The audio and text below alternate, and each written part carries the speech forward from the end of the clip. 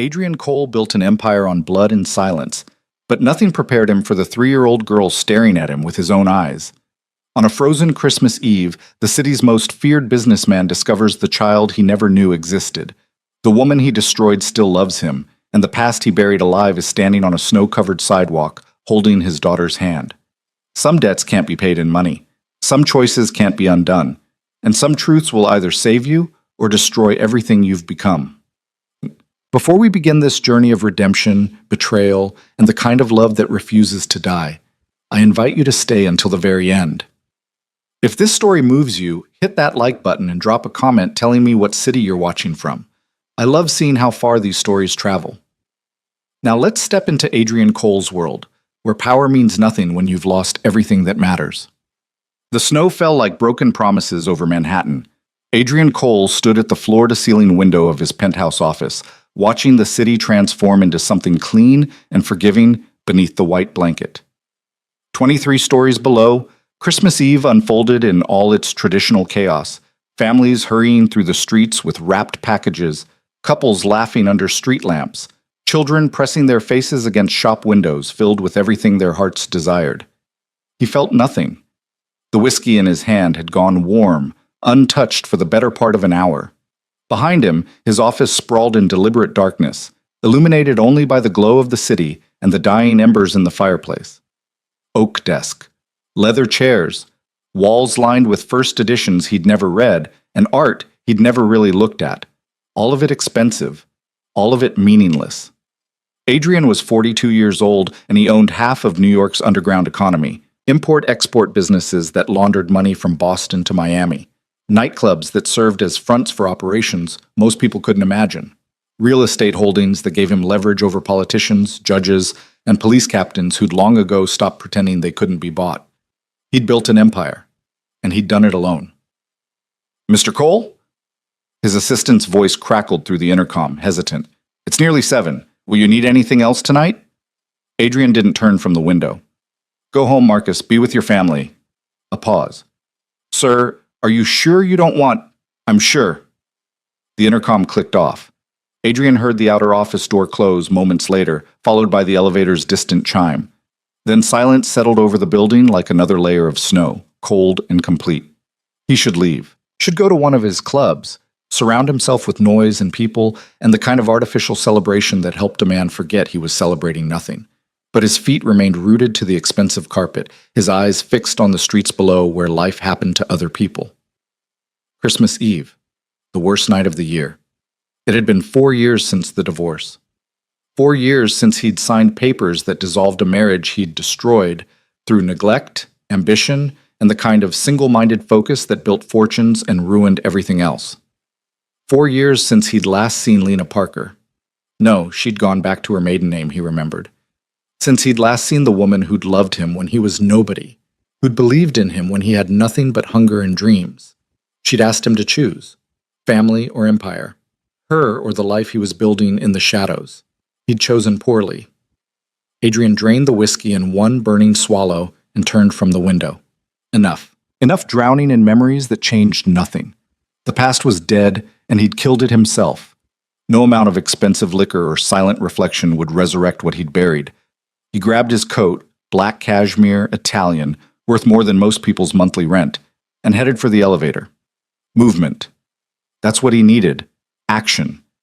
Anything but this suffocating stillness that turned his penthouse into a mausoleum. The streets greeted him with biting wind and the kind of cold that found every gap in even the most expensive clothing. Adrian turned up his collar and walked without direction, letting the city pull him along. Around him, New York celebrated. Shop windows glowed with warm light. Salvation Army volunteers rang bells on corners. A group of carolers harmonized outside Rockefeller Center, their voices rising sweet and clear above the traffic. He walked faster, as if he could outpace the loneliness. 20 minutes later, he found himself in a neighborhood he didn't immediately recognize. Not the gleaming towers of Midtown or the calculated grid of the districts where his businesses operated. This was somewhere in between, working-class apartments with wreaths on doors, corner bodegas still open, the kind of place where people actually lived rather than just existed. Adrian slowed, suddenly aware he'd wandered farther than intended. He should call his driver, get back to familiar territory. But something made him keep walking, drawn by instinct he didn't understand toward the small park at the end of the block. The playground equipment stood empty and ghostly beneath the snow. A few benches lined the walking path. Street lamps cast pools of amber light that seemed warmer than they had any right to be.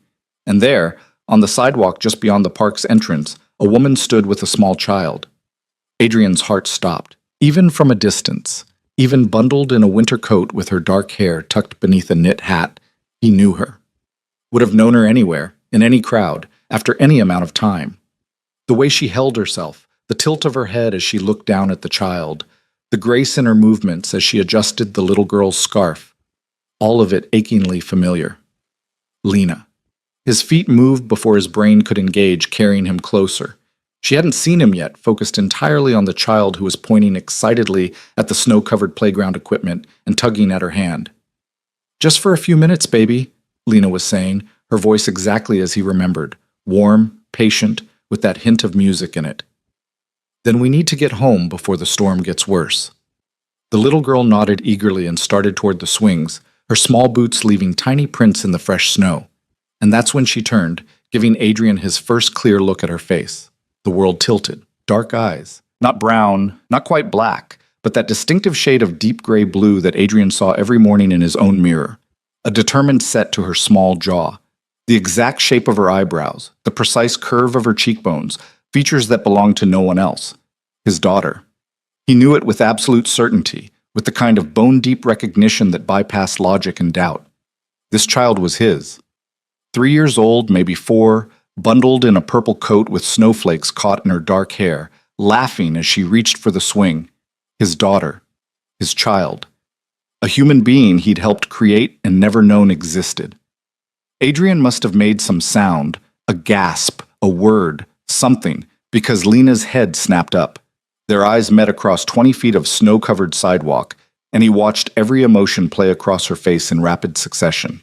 Shock, fear, anger, pain, and beneath it all, something that looked almost like grief. "Adrian?" His name left her lips barely above a whisper, but he heard it clearly in the sudden stillness. The city noise faded away. The world contracted to just the 3 of them in a small park on Christmas Eve, connected by truth that had been hidden for years. He took a step forward. She instinctively moved between him and the child, protective, her whole body tense. "Lena." His voice came out rough, uncertain. "Is she—" He couldn't finish the question. Couldn't make his mouth form words for the reality crashing down on him. Lena's jaw tightened. She glanced back at the little girl, who was happily pumping her legs on the swing, oblivious to the adult drama unfolding nearby. When Lena looked at Adrian again, her eyes held 4 years of anger and hurt. "Her name is Mila," she said quietly. "She's 3.5. Adrian's mind raced backward, calculating dates. 3.5 years. Which meant Lena had been pregnant when they divorced, had been carrying his child when he'd been too consumed with building his empire to notice, too focused on meetings and deals and consolidating power to see what he was losing. "Why didn't you tell me?" The words came out accusatory when he meant them as anguish.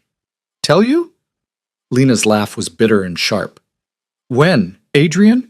When you were disappearing for days without explanation, when you came home at 3 in the morning smelling like other people's fear? When you chose every single meeting, every single deal, every single piece of your precious empire over me? I had a right to know." "You had a right?" Her voice rose slightly, and she checked herself, glancing at Mila again before continuing in a fierce whisper. "You gave up your rights when you walked away from our marriage without ever looking back. I found out I was pregnant the same week our divorce was finalized. I tried to call you once.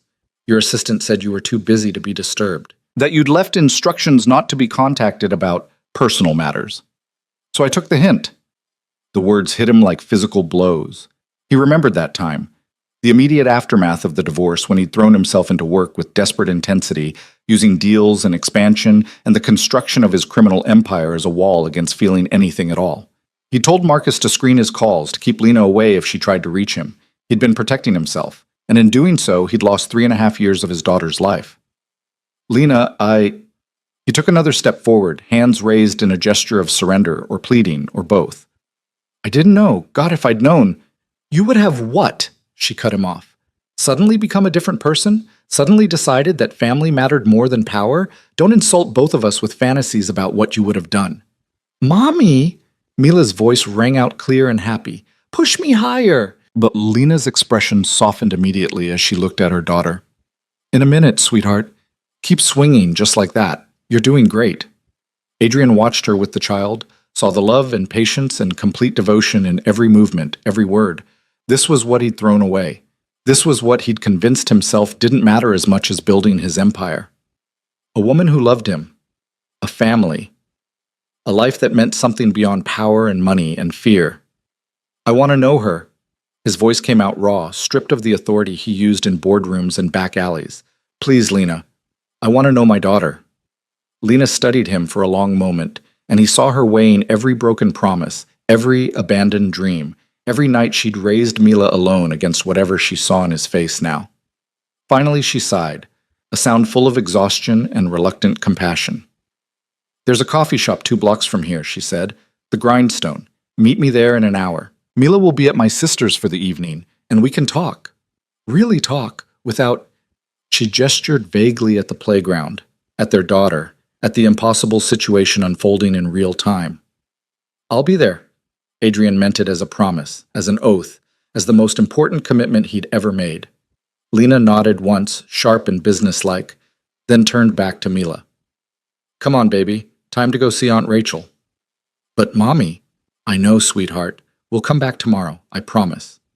As Adrian watched them leave, Lena taking Mila's small hand in hers, the two of them walking away through the falling snow, he felt something crack open in his chest. All the walls he'd built, all the careful distance he maintained from feeling anything too deeply, all the protection he'd constructed against vulnerability, suddenly crumbled like they were made of nothing more substantial than the snow beneath his feet. He had a daughter, and he'd missed her entire life. The hour passed in a blur of aimless walking and spiraling thoughts. Adrian found himself moving through the streets without seeing them, his mind consumed with images of everything he'd lost.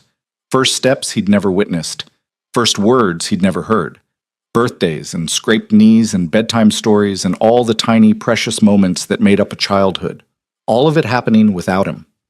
By the time he pushed through the door of the Grindstone, he felt hollowed out and rebuilt simultaneously, emptied of everything except the desperate need to somehow make this right. The coffee shop was small and warm, decorated with mismatched furniture and local art on the walls. Only a few customers occupied the tables, a young couple sharing a piece of pie, an elderly man reading a newspaper, a barista wiping down the espresso machine. Lena sat in the back corner, a cup of tea in front of her, her coat folded over the chair beside her. She'd taken off her hat, and her dark hair fell in waves around her shoulders. She looked older than he remembered. Not in a bad way, but in the way that living and struggling and surviving alone aged a person. There were faint lines at the corners of her eyes, a weariness in the set of her shoulders. But she was still beautiful. Still the woman who'd stolen his heart when they were both too young to know what they were promising each other. Adrian slid into the chair across from her, and for a moment neither of them spoke. The barista approached, and Adrian ordered coffee he didn't want just to give his hand something to hold. She looks like you, Lena said finally, her fingers wrapped around her mug. I knew she would, from the moment I found out I was pregnant. Knew she'd have your eyes, your stubbornness. A ghost of a smile touched her lips. She has your temper too, God help me. Tell me about her. Adrian leaned forward, needing to know everything, to somehow compress 3.5 years into a single conversation. Please, tell me everything. Lena took a sip of tea, gathering her thoughts, or her courage, or both. When she spoke, her voice was soft but steady, full of the kind of love that came from years of devotion. She was born on July 23rd. 7 pounds, 4 ounces. Dark hair from the start. The nurses kept commenting on it. She didn't cry much as a baby, just watched everything with these serious eyes, like she was trying to figure out the world. Lena's smile grew more genuine. She walked at 10 months. Early, the pediatrician said. Just stood up one day and decided she was done crawling. She loves books. Has me read the same stories over and over until I have them memorized.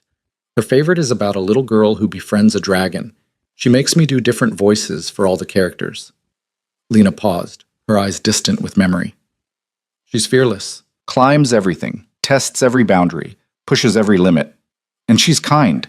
So incredibly kind. Shares her toys with other kids at the park, wants to help with everything, cries if she thinks someone is sad. Adrian listened, absorbing every detail, building a picture of the daughter he'd never met. Each fact felt precious and devastating simultaneously. Precious because Lena was giving him this gift of knowledge, devastating because he'd missed living these moments himself. "What does she know about me?" he asked when Lena paused. Does she wonder? She knows she has a father," Lena said carefully. "I told her that her daddy had to go away for work, that he didn't know about her. She met his eyes directly. "I didn't want her to think you abandoned her, that you knew about her and chose not to be there. So I told her a version of the truth, that you didn't know, but if you did, you'd love her." The words hit him hard. Even after everything he'd done, everything he'd chosen, Lena had protected him in Mila's eyes, had given him grace he didn't deserve. "Thank you," he managed, "for that. For not... Thank you." Lena nodded acknowledgement, but didn't smile. "I didn't do it for you, Adrian. I did it for her. Every child deserves to believe their parents love them, even if the reality is more complicated."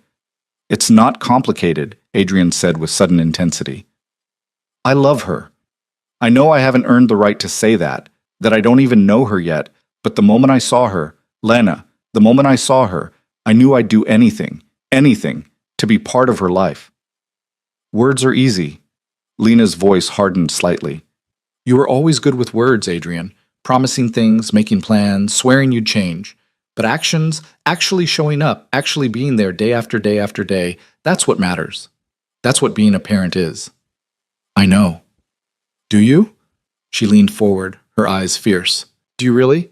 Because being a parent means 3 a.m. fevers and terrible twos and giving up every single selfish impulse for the sake of another human being. It means putting her needs before your meetings, her bedtime before your deals, her safety before your empire. Can you do that? Can you really look me in the eye and tell me you're capable of putting Mila first?" The question hung between them, weighted with 4 years of broken promises and abandoned dreams. Adrian thought about his life. The late-night meetings, the dangerous deals, the constant calculation of risk and reward that governed his every decision. He thought about the world he inhabited, where violence and betrayal were currency and trust was a liability. Could he bring a child into that? Should he? But then he thought about Mila on the swing, laughing in the snow.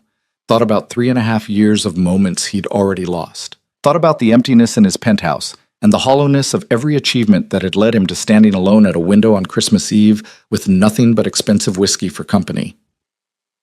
"I don't know if I can," he said honestly. "I don't know if I'm capable of being what she needs. But Lena, I swear to you, I swear, I want to try. I want to learn.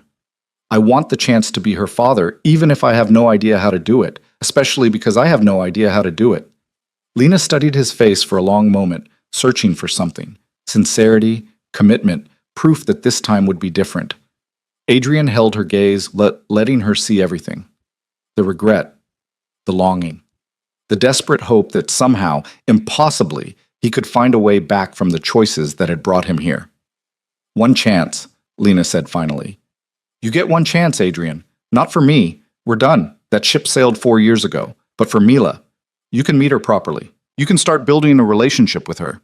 But the first time you disappear, the first time you choose your business over her, the first time you break a promise or make her feel like she doesn't matter, we're done. Permanently. I won't let her go through what I went through, wondering if her father loves her or if she's just an obligation he fits in between more important things." "I understand. I mean it, Adrian. I will cut you out completely before I let you hurt her." "I understand," he repeated, and he did. Understood that Lena was offering him something precious and fragile, something that couldn't survive another round of his negligence and broken promises. "When can I meet her? Properly, I mean. Not just..."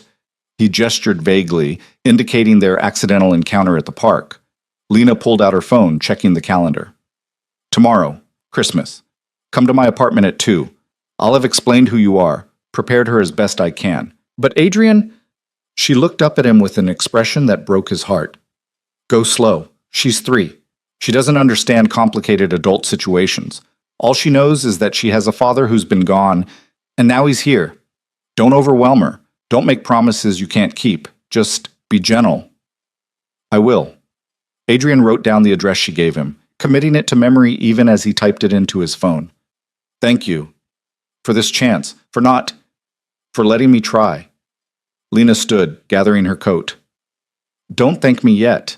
Thank me in 6 months if you're still showing up. Thank me in a year if Mila trusts you. Thank me in 5 years if you've actually managed to be the father she deserves. She left before he could respond, walking out into the snow-filled night with the kind of quiet strength that had first attracted him to her a decade ago. Adrian sat alone at the table, his coffee growing cold, his mind racing with everything that had just happened. He had a daughter. Tomorrow, he would meet her. Tomorrow, his entire life would change. The barista was turning off lights, clearly ready to close. Adrian left cash on the table, too much, but he barely noticed, and stepped back out into the cold.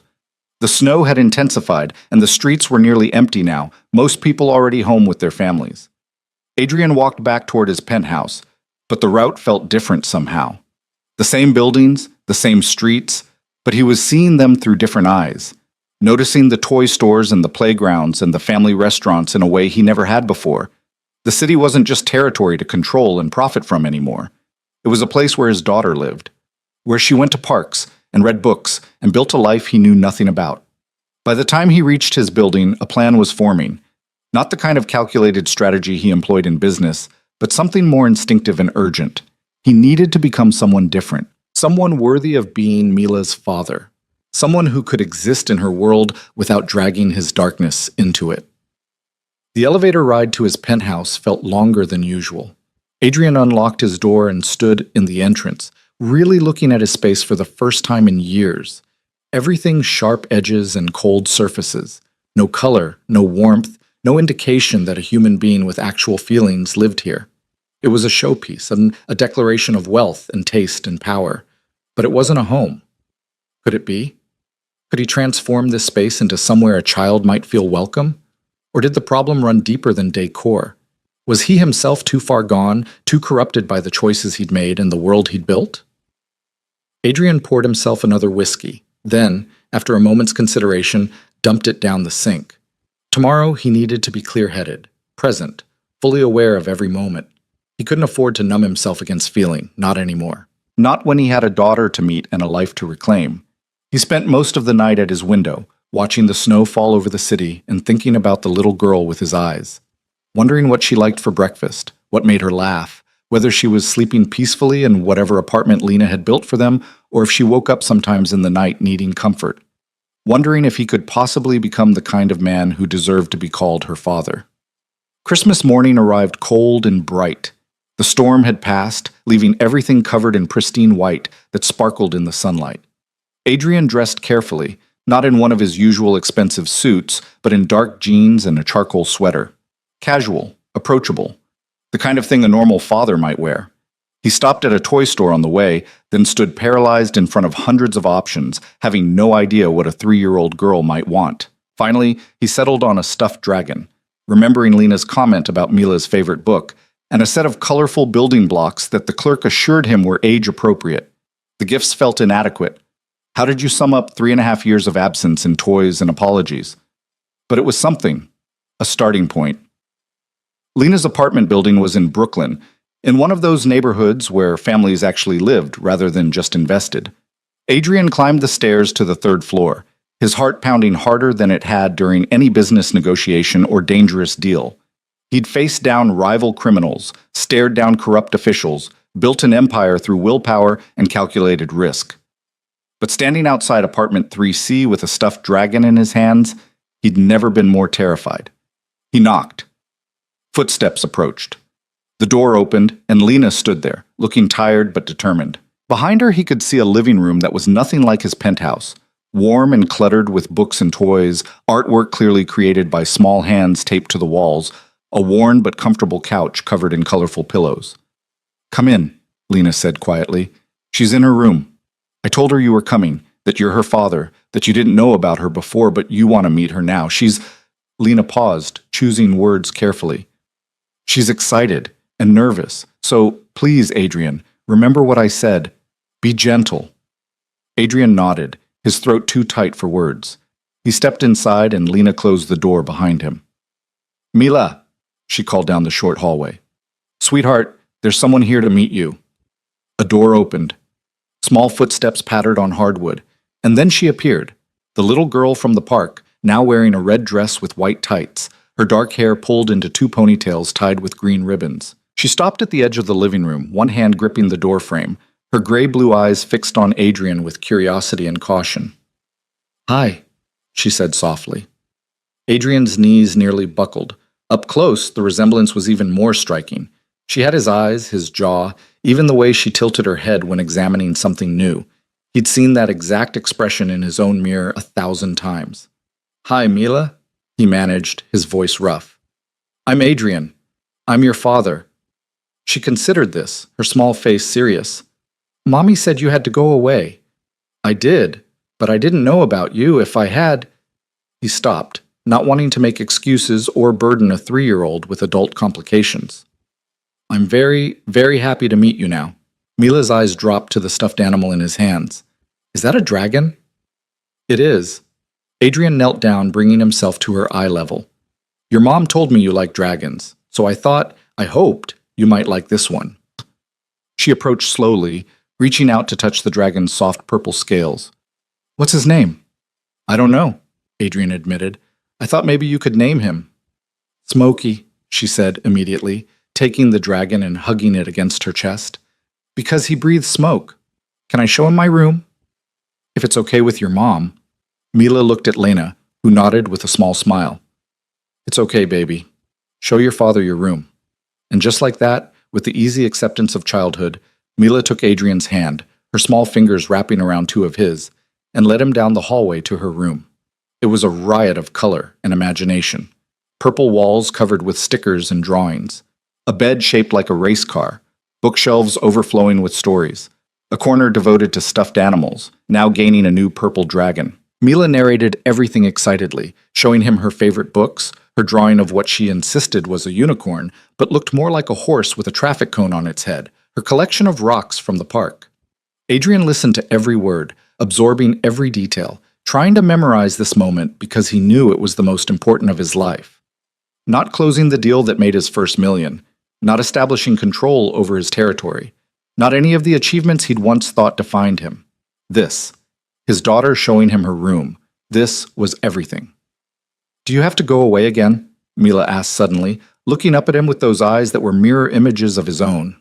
The question pierced him. Adrian knelt down so they were face to face. No, he said firmly. I'm not going away. I'm going to be here, as much as your mom allows. I want to know you, Mila. I want to be your father, if you'll let me. She studied him with that serious expression, and he could almost see her young mind working through what that meant. Then she held out Smokey the dragon. Smokey says okay, she declared. But you have to come to the park with us and read me stories. Mommy does all the voices.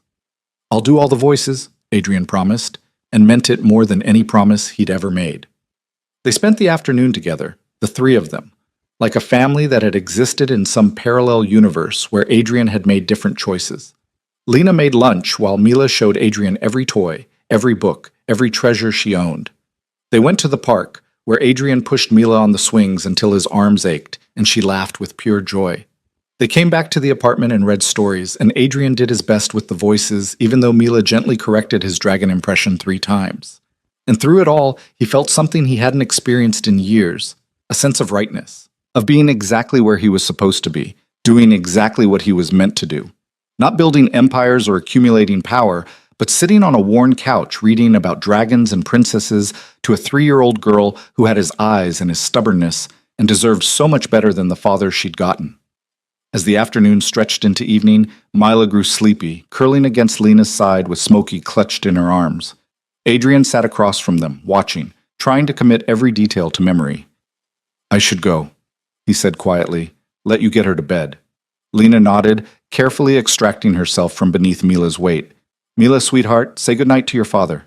Mila's eyes opened halfway. Will you come back? Yes, Adrian said without hesitation. If it's okay with your mom, I'll come back tomorrow. And the day after that. And every day after that. Promise? The word hung in the air, weighted with every broken promise of his past. Adrian looked at Lena, saw the warning in her eyes. the reminder that this child's trust was precious and fragile. Then he looked back at his daughter, at the hope and exhaustion in her small face. "I promise," he said. And this time, he meant to keep it. Mila smiled sleepily and closed her eyes. Lena walked Adrian to the door, stepping out into the hallway with him for a moment of privacy. "She likes you," Lena said, her voice carefully neutral. "That's good, but Adrian—" "I know. I have to earn this. I have to prove it. I will." He met her eyes directly. "I know you don't believe me yet. I know you have every reason not to. But I swear to you, Lena, I'm not the same man who walked away from our marriage. Or maybe I am, but meeting Mila, it's changed something. I can't go back to who I was before I knew about her. I don't want to." Lena searched his face for a long moment. "We'll see," she said finally. "Come back tomorrow. 3 o'clock. We'll take her to the Natural History Museum. She loves the dinosaurs. And Adrian, don't be late." "I won't be." He meant it as a vow, as a promise, as a commitment written in something more permanent than words. As he walked down the stairs and out into the cold evening air, Adrian felt the weight of what he'd gained and what he still stood to lose settling over him like a second skin. He had a daughter. He had been given a chance, one chance, to be part of her life. And in accepting that gift, he'd accepted everything that came with it.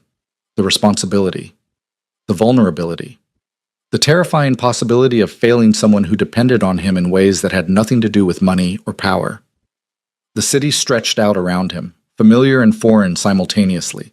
His empire was still out there, the businesses, the deals, the dangerous men who answered to him, and the even more dangerous ones who didn't. Tomorrow he'd have to face that world again. Have to figure out how to exist in both spaces. The father who read dragon stories, and the man who controlled half of New York's underground economy. But tonight, for the first time in 4 years, Adrian Cole walked home knowing he had something worth protecting. Something more valuable than all the power and money he'd accumulated. Something that made every risk he'd ever taken seem small and meaningless by comparison. He had a daughter who called her dragon Smokey and corrected his voices and asked if he'd come back tomorrow. And he would. He'd come back tomorrow and every day after, for as long as she'd let him, because this time, finally, impossibly, desperately, he had something to come back to. Something worth choosing over everything else. The museum's great hall swallowed them in shadows and wonder. Mila stood frozen beneath the Tyrannosaurus Rex skeleton, her small hand gripping Adrian's with surprising strength, her mouth forming a perfect O of amazement. The massive fossil loomed above them, suspended in mid-stride as if it might shake off millions of years and resume its hunt across the marble floor. "He's so big," Mila whispered, her voice tiny in the cavernous space. Adrian knelt beside her, following her gaze upward. "She," he corrected gently, remembering something he'd read once in a life that felt very far away. "Scientists think this one was female. They named her Sue." "Like Aunt Rachel's friend?" Mila's eyes remained fixed on the skeleton, wide with wonder. "Maybe. But this Sue lived a very long time ago, before there were people or cities or anything we know now." Lena stood a few feet away, watching them with an expression Adrian couldn't quite read. She'd been quiet since he arrived at the apartment, cordial but distant, as if she was reserving judgment on whether this was real or just another performance from a man who'd proven himself capable of spectacular disappointment. They moved through the fossil halls slowly, Mila leading them from exhibit to exhibit with the fearless curiosity of childhood. She asked 1,000 questions. Why did the Triceratops have 3 horns? Where did all the dinosaurs go? Could they have dragons now if they still had dinosaurs then? And Adrian answered what he could, admitted ignorance when he couldn't, and felt something in his chest expand with each moment. This was his daughter. This small, brilliant, endlessly curious human being carried his DNA and his eyes, and apparently his tendency to ask questions that had no easy answers. The reality of it kept hitting him in waves, each one stronger than the last. "Can we see the blue whale?" Mila tugged at his hand, already pulling him toward the Hall of Ocean Life before he could answer. They stood beneath the massive model whale suspended from the ceiling, its blue-gray body seeming to swim through the air itself. Mila's neck craned back at an impossible angle, and Adrian found himself reaching out to steady her, his hand naturally finding the small of her back. "Mommy says whales sing to each other," Mila said, her voice full of wonder. "Do you think they sing songs like we do?" "Maybe," Adrian said. "Maybe they tell each other stories about where to find food, or where they've traveled, or about their families. I'd like to hear a whale song. Mila looked up at him with those gray-blue eyes that were mirrors of his own. Can we go see real whales sometime? The question caught him off guard. Sometime. As if she assumed he'd still be there in the future, available for whale-watching trips and adventures. As if his presence in her life was already a given rather than a fragile thing that could shatter with one wrong move. I'd like that, he managed. If your mom says it's okay. Mila turned to Lena with pleading eyes. Can we, Mommy? Please? Lena's expression softened the way it always did when she looked at their daughter. We'll see, baby. Maybe in the summer, when it's warmer. They spent 2 more hours in the museum, wandering through halls of gems and minerals, meteorites, and ancient civilizations. Adrian bought Mila a stuffed triceratops in the gift shop. She named it Rocky immediately, and watched as she carried both her new dinosaur and Smokey the dragon, one in each arm, chattering to them about everything they'd seen. Outside, the afternoon had turned cold and gray, threatening more snow. Lena pulled Mila's coat tighter and adjusted her scarf, maternal movements so practiced they were almost unconscious. Adrian watched, memorizing the gesture, adding it to his growing collection of moments that made up the life he'd missed. I'm hungry, Mila announced, her energy finally flagging. There's a pizza place around the corner, Lena said, glancing at Adrian. If you want to join us. It wasn't quite an invitation, more like an acknowledgement that he was there and could continue being there if he chose. But Adrian heard the test beneath the words. Would he stay for the mundane parts too? The tired child, the ordinary meal, the unglamorous reality of family life? I'd love to, he said.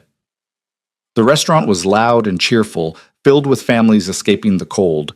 They squeezed into a booth, Mila between them, and ordered a pizza with half plain cheese for Mila and half mushroom and olive for the adults. While they waited, Mila drew on the paper tablecloth with the crayons the waiter brought, creating an elaborate scene involving dragons, dinosaurs, and what she insisted was a castle, but looked more like a rectangle with triangles on top. Tell me about your week, Adrian said to Lena, trying for normal conversation, trying to be the kind of person who existed in this world of pizza restaurants and children's drawings. Lena looked surprised by the question, as if she'd forgotten he might care about her life beyond his access to Mila. It was fine. Busy. I picked up extra shifts at the hospital. I'm a nurse now in pediatrics. And Mila had her holiday program at preschool on Tuesday. Adrian felt the words like a punch. Holiday program. Another moment he'd missed. How did it go? She was a reindeer. Lena's smile was genuine, lit from within by maternal pride. Sang all the songs, did all the motions, waved at me 17 times from the stage. It was perfect. I wish I could have seen it. Maybe next year, Lena said carefully. If you're still around. The conditional hung between them, heavy with all the ways he'd failed before. Adrian wanted to argue, to insist he'd be there, to make promises, but he'd learned, was learning, that promises meant nothing without proof. I'll be there, he said simply. Whatever it takes. The pizza arrived, and Mila attacked her slice with enthusiasm, sauce ending up on her nose and chin despite Lena's attempts to teach her about napkins. Adrian found himself laughing, actually laughing, at her dramatic description of the cheese being so stretchy, like 1,000,000 miles long. This was what he'd given up. Not some abstract concept of family, but this. Sauce-covered smiles and terrible drawings and conversations about whale songs. He'd traded it for power and money and an empire that suddenly seemed utterly worthless. Daddy? Mila's voice pulled him from his thoughts. She'd started calling him that today, casually, as if it was the most natural thing in the world. Each time she said it, Adrian felt his heart constrict. Do you have a house? I have an apartment, he said. In the city. Is it big? Pretty big. Bigger than our apartment. Adrian thought about his penthouse with its floor-to-ceiling windows and empty rooms. Yes, but not as nice. Mila considered this, working on her pizza. Can I see it sometime? Lena tensed slightly, and Adrian understood the unspoken concern. His penthouse was part of his other life, the life of deals and danger and decisions that had no place around a child. The thought of Mila in that space made him suddenly, acutely aware of how completely separate his two worlds had been. When I make it ready for you, he said. Right now it's not very fun. No toys or colors or anything a kid would like, but I'll fix it And then yes, you can visit. Will you get dinosaurs? I'll get whatever you want. Mila beamed at this promise, already planning, her young mind imagining his space transformed into something magical. Adrian met Lena's eyes over their daughter's head and saw the warning there. Don't promise what you can't deliver. Don't build her hopes up just to crush them. He nodded slightly, acknowledging the caution. Then he pulled out his phone and opened a notes app, typing quickly. Okay, Mila, let's make a list. What should I get for my apartment so you'll want to visit? Mila's eyes lit up. She started listing items with the abandon of childhood: books, art supplies, a telescope to see the stars, a special chair just for her, chocolate chip cookies always in the kitchen. Adrian wrote down every request, no matter how elaborate or impossible, because this was the easy part. The concrete things he could buy and arrange and deliver. The hard part would come later. The showing up. The being present. The choosing this over everything else, day after day, moment by moment, until it became who he was, rather than something he had to consciously decide. They finished eating as the winter darkness fell outside. Mila was fading, her energy depleted by the museum and the excitement. Lena bundled her back into her coat and gathered their things. I'll walk you home, Adrian said, and Lena didn't argue. The streets had that hushed quality that came with impending snow. Adrian carried Mila when she got too tired to walk, her head heavy on his shoulder, her breath warm against his neck. She weighed almost nothing and everything. This small person trusting him enough to fall asleep in his arms, it was a responsibility more profound than anything he'd ever carried before.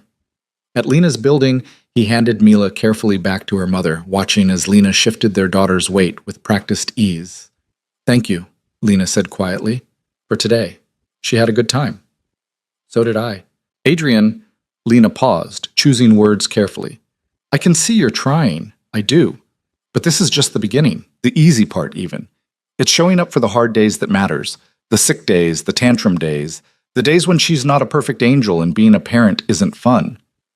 I know. Do you? Her eyes searched his face. Because in a few weeks, the novelty is going to wear off. Being a parent becomes routine, and routine becomes boring, and boring becomes exactly the kind of thing you used to abandon for something more exciting. The words stung because they were true. Adrian had never been good with routine, with the mundane patience that real commitment required. He'd always been chasing the next deal, the next challenge, the next thing that made him feel alive and powerful.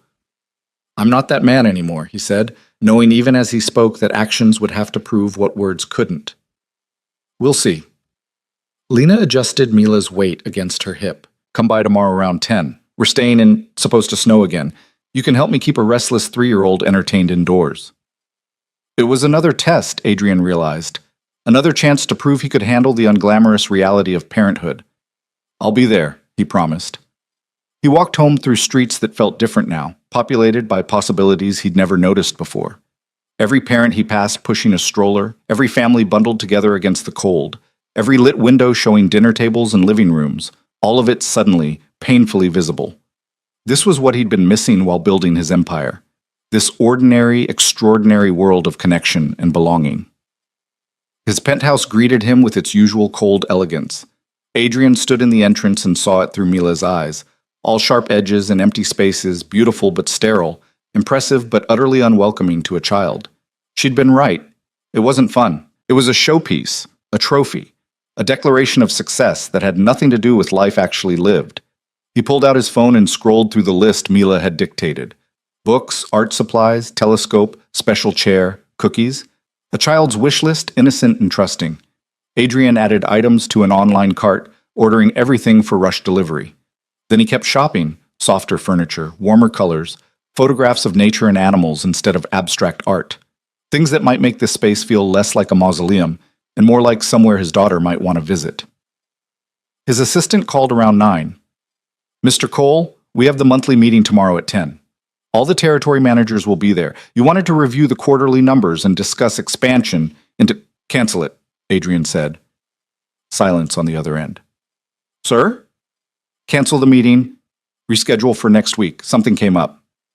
Mr. Cole, these men have flown in from 4 states. Some of them have... I don't care.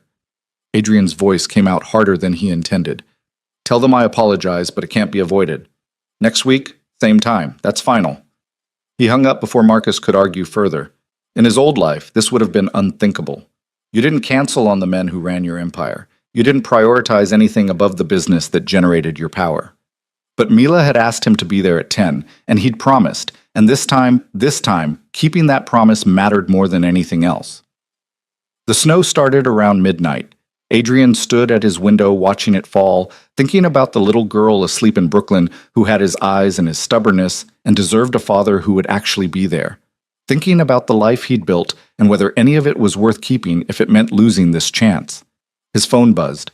A text from a number he recognized but hadn't heard from in months. Victor Reyes, one of his oldest associates from the early days when Adrian was clawing his way up through New York's underworld. Victor ran operations in Queens, controlled the ports, and had a reputation for violence that made even hardened criminals nervous. The message was brief. Need to meet. Tomorrow. Important. Adrian stared at the text, his jaw tightening. Victor never reached out unless there was a problem, and Victor's problems tended to involve the kind of situations that required immediate attention and absolute discretion. In his old life, Adrian would have responded instantly, would have rearranged everything to handle whatever crisis was brewing. But tomorrow he'd promised to be in Brooklyn at 10, keeping Mila entertained indoors while snow fell outside. He typed back, "Can't tomorrow, next week." The response came immediately. "Not next week, tomorrow. You'll want to hear this." Adrian felt the familiar pull, the gravity of his empire demanding attention, asserting priority, reminding him that power required constant vigilance. But then he thought about Mila's face when she asked if he'd come back, about the way she'd fallen asleep on his shoulder, trusting him completely, about Lena's warning that the hard part was choosing them over everything else. "Next week," he typed again. "That's final." He turned off his phone before Victor could argue further. Morning arrived bright and cold, the city transformed by fresh snow. Adrian dressed in jeans and a sweater again, deliberately leaving his expensive suits hanging in the closet. That version of himself, the power broker in Italian tailoring, had no place where he was going. The packages had started arriving at 6 a.m., delivery people hauling boxes into his apartment with varying degrees of confusion. Books and art supplies and a child-sized telescope. A purple armchair that matched Mila's room. A cookie jar shaped like a dragon. Stuffed animals and building sets and puzzles. Everything Mila had requested and more. Because Adrian was discovering that having the power to make his daughter happy was better than any deal he'd ever closed. He spent an hour rearranging furniture, making space for the child-sized chair by the window where Mila could see the whole city spread out below. It looked absurd in his minimalist living room, this explosion of color and whimsy among the sleek surfaces and expensive art. But it also looked right somehow, like his space was finally becoming a place where life could actually happen. By 9:30 he was in Brooklyn, standing outside Lena's building with a container of hot chocolate and a bag of pastries from the bakery she used to love when they were married. Small gestures, but genuine ones. The kind of everyday thoughtfulness he'd forgotten how to offer. Lena answered the door in yoga pants and an oversized sweater, her hair pulled back, no makeup. She looked beautiful and tired, and real in a way that made Adrian's chest ache with everything he'd lost. "You're early," she said, taking the coffee and pastries with something that might have been gratitude. "I didn't want to risk being late." Mila appeared behind her mother, still in her pajamas, dragging Smokey the Dragon and Rocky the Triceratops.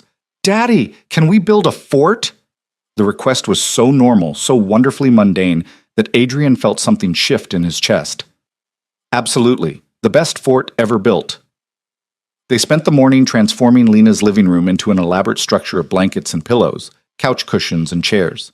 Mila directed the construction with surprising authority, declaring what went where, vetoing designs that didn't meet her specifications. Adrian followed orders, learning that architecture as dictated by a 3-year-old followed very different rules than anything he'd studied.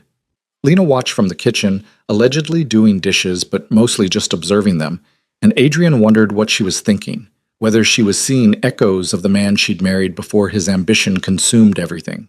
Whether she believed this version of him could last, or if she was just waiting for the inevitable moment when his other life reasserted its priority. "Now we read stories inside," Mila announced when the fort was complete to her satisfaction. They crawled inside, Adrian barely fitting in the enclosed space, and Mila produced an armful of books. They read about dragons and princesses, brave children and magical creatures, adventures that always ended happily because that's what stories for 3-year-olds promised. Adrian did all the voices, getting better with practice, while Mila corrected him enthusiastically whenever he missed a nuance. Lena eventually joined them, squeezing into the fort with coffee and cookies, and for a moment they were a family. Not the broken thing Adrian had destroyed 4 years ago, but something new and fragile and possible. Something worth protecting. "I have to tell you something," Adrian said when Mila was distracted by her toys, his voice low enough for only Lena to hear. She tensed slightly. "What?" "I canceled a major business meeting to be here. Men flew in from 4 states. It's going to cause problems." Lena studied his face. "Why are you telling me this?" "Because I want you to know. I'm choosing this. Choosing her. Choosing to be here even when it costs me." "It shouldn't cost you," Lena said quietly. "That's the point. Being a father shouldn't feel like a sacrifice you're making against your business interests." "I know, but right now, it does, and I'm still choosing it. That has to count for something." Before Lena could respond, Mila crawled over to them, her small face serious. "Are you and Daddy friends again?" she asked her mother. The question hung in the fort's enclosed space. Adrian watched Lena's expression shift through several emotions before landing on something careful and honest. "We're working on it, baby," she said. "Sometimes grown-ups have to rebuild their friendships slowly." "Oh." Mila considered this, then turned to Adrian. "You should bring Mommy flowers. That's what Prince Charming does." Adrian laughed despite himself. "That's very good advice. I'll remember that." They emerged from the fort for lunch. Grilled cheese and tomato soup, simple and perfect. Adrian helped clean up, learning where things went in Lena's kitchen, inhabiting her domestic space in a way that felt both foreign and necessary. This was real life. Not power lunches and strategic meetings, but dishes and spills and the mundane choreography of feeding a child. His phone buzzed in his pocket. He ignored it. It buzzed again and again. "You can check it," Lena said, watching him. "It's not important." "Adrian, I'm not asking you to pretend your business doesn't exist. I'm asking you to find balance, to not let it consume everything." He pulled out the phone reluctantly. 7 missed calls from Victor Reyes, 3 from Marcus. A dozen texts ranging from urgent to threatening, all of them demanding immediate attention, immediate response, immediate action. "I need to make a call," Adrian said. 5 minutes. He stepped into Lena's bedroom, closing the door. Dialed Victor's number with reluctance and resignation, knowing this conversation would test every choice he'd made in the last few days. Victor answered on the first ring. "Where the hell have you been?" "Busy. What's so urgent?" "We have a situation. Dominic Santoro is making moves on the waterfront. He's—" "Handle it!" Adrian cut him off. "That's why I pay you. Handle it." Silence. Then, "You don't understand. He's got backing from the Italians in Jersey. This isn't something I can just handle. We need to show force, make a statement, and we need you to—" "I'm not available." "Not available?" Victor's voice rose. "Adrian, this is your empire, your territory. You can't just—" "Watch me." Adrian's voice hardened. "I'm telling you how this is going to work now. You handle day-to-day operations. You make the decisions that need making. You only contact me for genuine emergencies, and this isn't one." "Since when?" "Since now. I'm restructuring my involvement, taking a step back from the operational side." Another long silence. When Victor spoke again, his tone had shifted to something dangerous and calculating. "You're losing your edge, Adrian. Getting soft. And in our world, soft men don't stay on top for long." "Then maybe I don't want to be on top." The words surprised Adrian even as he said them, but he realized they were true. "I have other priorities now." "What priorities could possibly be more important than protecting what you've built?" Adrian looked at the closed door, hearing Mila's laughter from the living room. "That's none of your concern. Handle Santoro however you see fit, but handle it without me." He hung up before Victor could respond and stood there for a moment, his phone still in his hand, feeling the weight of bridges burning. In his world, showing weakness invited attack. Stepping back invited takeover. He'd just painted a target on himself, and every ambitious criminal from Brooklyn to Boston would take notice. But in the living room, his daughter was waiting, and for the first time in his adult life, that mattered more than empire. When he returned, Mila was drawing at the table, her tongue caught between her teeth in concentration. Lena stood by the window, arms crossed, her expression unreadable. "Everything okay?" she asked. "It will be." Adrian hoped he was right. The afternoon passed in the kind of comfortable routine he'd never experienced. They played board games designed for children. Mila won twice and insisted the games were too easy for grown-ups to understand properly. They baked cookies from a mix, Mila helping measure and stir and creating more mess than assistance. They watched an animated movie about a princess who saved herself, and Mila provided running commentary about how the dragon was lonely and just needed a friend. By evening, Mila was yawning between sentences, fighting sleep with determination. Lena scooped her up for bath time, and Adrian found himself alone in the living room, surrounded by the evidence of the day: toys scattered across the floor, blanket forts still standing, cookie crumbs on the couch. He started cleaning up, putting things away, learning Lena's organizational system through trial and error. When she emerged from Mila's bedroom 20 minutes later, the living room was mostly restored. "You didn't have to do that," she said. "I wanted to." Adrian straightened the last couch cushion. "She asleep?" "Out cold. Today wore her out." Lena sat on the couch, her exhaustion evident now that she didn't have to hold it together for their daughter. "You did good today, with her, with everything." "Thank you." "But, Adrian," she looked up at him with eyes that had seen too much disappointment. "This is one day, one good day. That's not enough to build trust on." "I know. I need to know you understand what you're getting into, what being Mila's father actually means, long term. Because right now, this is still new and exciting. You're motivated by guilt and rediscovery. But what happens in 6 months when showing up isn't novel anymore, when being a parent is just routine obligation."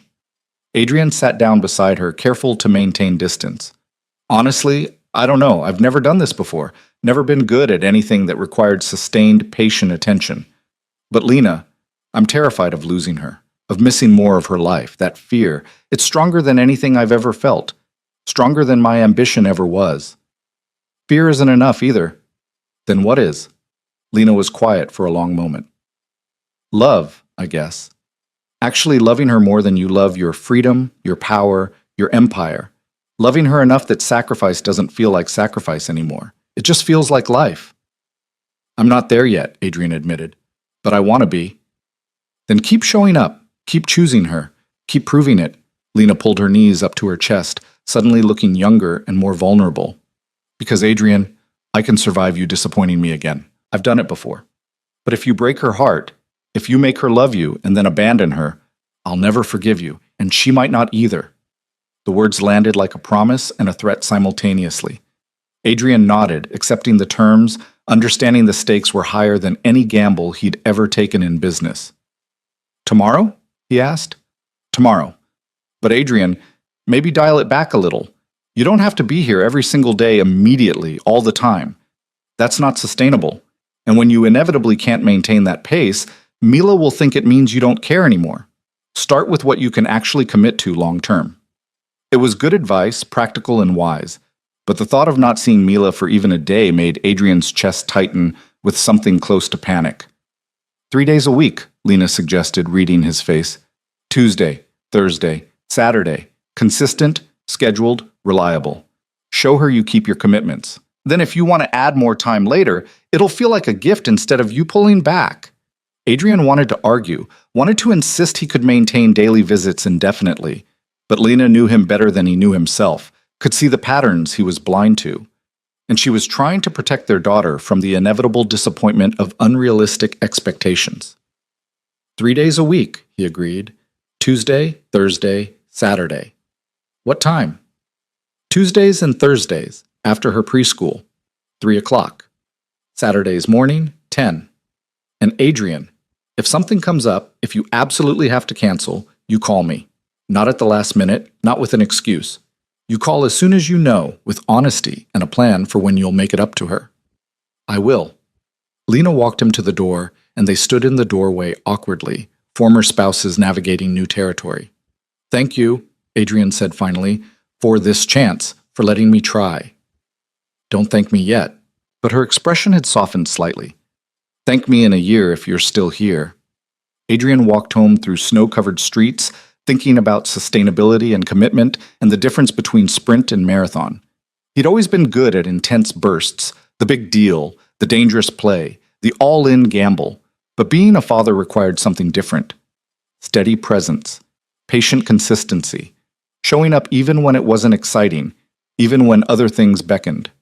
His apartment greeted him with its new additions: the purple chair by the window, the shelves now holding children's books, the subtle transformation from bachelor pad to space that acknowledged a child's existence. It looked better this way, Adrian thought. Less like a showpiece, more like a home. His phone showed 23 new messages. Victor, Marcus, other associates, all demanding attention. Adrian scrolled through them with detachment, seeing his empire from new distance. The deals and territories and power plays that had consumed his entire existence now looked smaller somehow. Not unimportant exactly, but not all important either.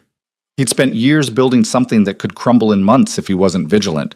But Mila was something else entirely, something that would grow and develop and become more precious with time. Something that required building not through force and calculation, but through presence and patience and love. And for the first time in his adult life, Adrian Cole chose the harder path. The one that required surrendering control, admitting weakness, becoming vulnerable to loss. The one that meant being a father might cost him his empire. It was a price he was finally willing to pay. 6 weeks passed in a rhythm Adrian had never known before.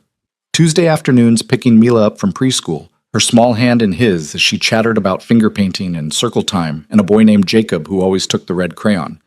Thursday evenings at Lena's apartment, reading stories and building elaborate block towers that Mila took profound joy in destroying.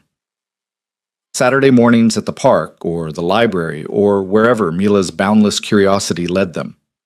Adrian learned the architecture of routine, how consistency built trust in ways grand gestures never could. He learned that being a father meant showing up not just for the magical moments, but for the ordinary ones, the boring ones. The ones where nothing remarkable happened except that he was there. He also learned that his empire didn't crumble in his absence.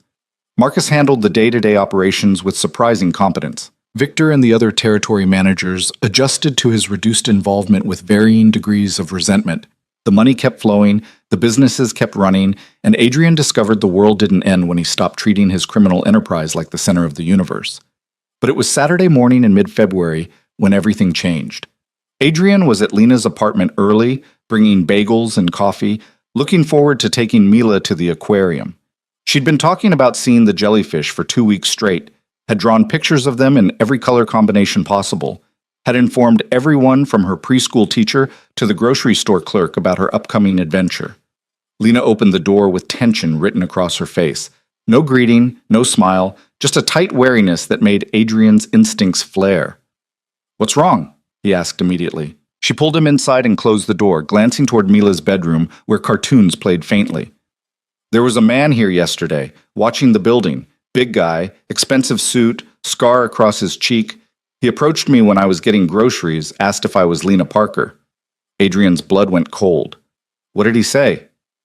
"Nothing specific, just that he had a message for Adrian Cole. That old friends don't forget, that family is precious and should be protected." Lena's voice shook slightly. "Adrian, who was he? What does this mean?" But Adrian already knew. The description matched Thomas Kane, Victor's main enforcer, and the message was clear as a knife blade. This was Victor's response to Adrian stepping back, a reminder that in their world, showing weakness invited attack. And what greater weakness than having something you actually cared about losing? "It's nothing," Adrian lied, his mind already racing through responses and countermoves.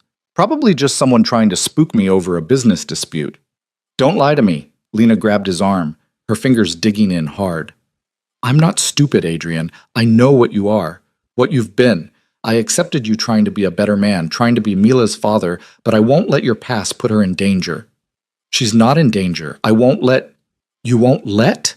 Lena's voice rose and she caught herself, lowering it to a fierce whisper. "You don't get to decide that anymore. The moment you chose to be part of her life, you brought all your choices with you, all your enemies, all your debts, all the violence you've been involved in. I was willing to overlook it because you seemed genuine. But, Adrian, if your world is coming for us, it's not. I'll handle it." "How? How do you handle men who threaten families? What exactly is your plan here?" Adrian didn't have an answer. Or rather, he had the answer his old life provided: violence met with greater violence, threats neutralized permanently, problems solved with the kind of finality that left bodies in rivers. But that solution belonged to a version of himself he was trying to leave behind. The version that didn't have a 3-year-old daughter who drew pictures of jellyfish and trusted him completely. "Daddy!" Mila emerged from her room in her favorite purple dress, Smokey the dragon under one arm. "Are we going to see the fishies?" Adrian's heart clenched at the sight of her, at the pure joy on her small face, at the absolute obliviousness to the danger circling their lives. This was what he'd done. Brought his darkness into her light, contaminated her innocence with his choices. "In a little bit, sweetheart," he managed, forcing his voice steady. "Can you watch your show for a few more minutes while I talk to Mommy?" Mila nodded and skipped back to her room, humming tunelessly. The moment her door closed, Lena turned on Adrian with barely controlled fury. "You need to fix this.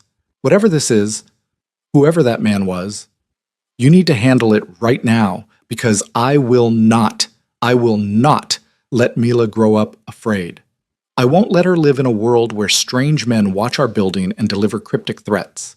If you can't protect her from your past, then you need to walk away." The ultimatum hit Adrian like a physical blow. Walk away from Mila. Give up the best thing in his life to keep her safe. It was logical, even noble, and absolutely unbearable. "Give me 48 hours, he said. 2 days. I'll handle this permanently. I'll make sure no one from my world ever comes near you or Mila again." "How?" "You don't want to know how, but I promise you, Lena, I promise. By Monday, this will be over." Lena studied his face, searching for truth or lies or some combination of both. Finally, she nodded, sharp and reluctant. "Monday. But Adrian, if I see that man again, if I feel like we're in danger for even a second, I'm taking Mila and disappearing. I have money saved. I have friends in other states, and you'll never find us. Do you understand?" "I understand." "Good." She straightened her shoulders, visibly pulling herself together. "Now take your daughter to see the jellyfish. Give her a perfect day, because it might be your last one with her." The aquarium visit passed in a surreal haze.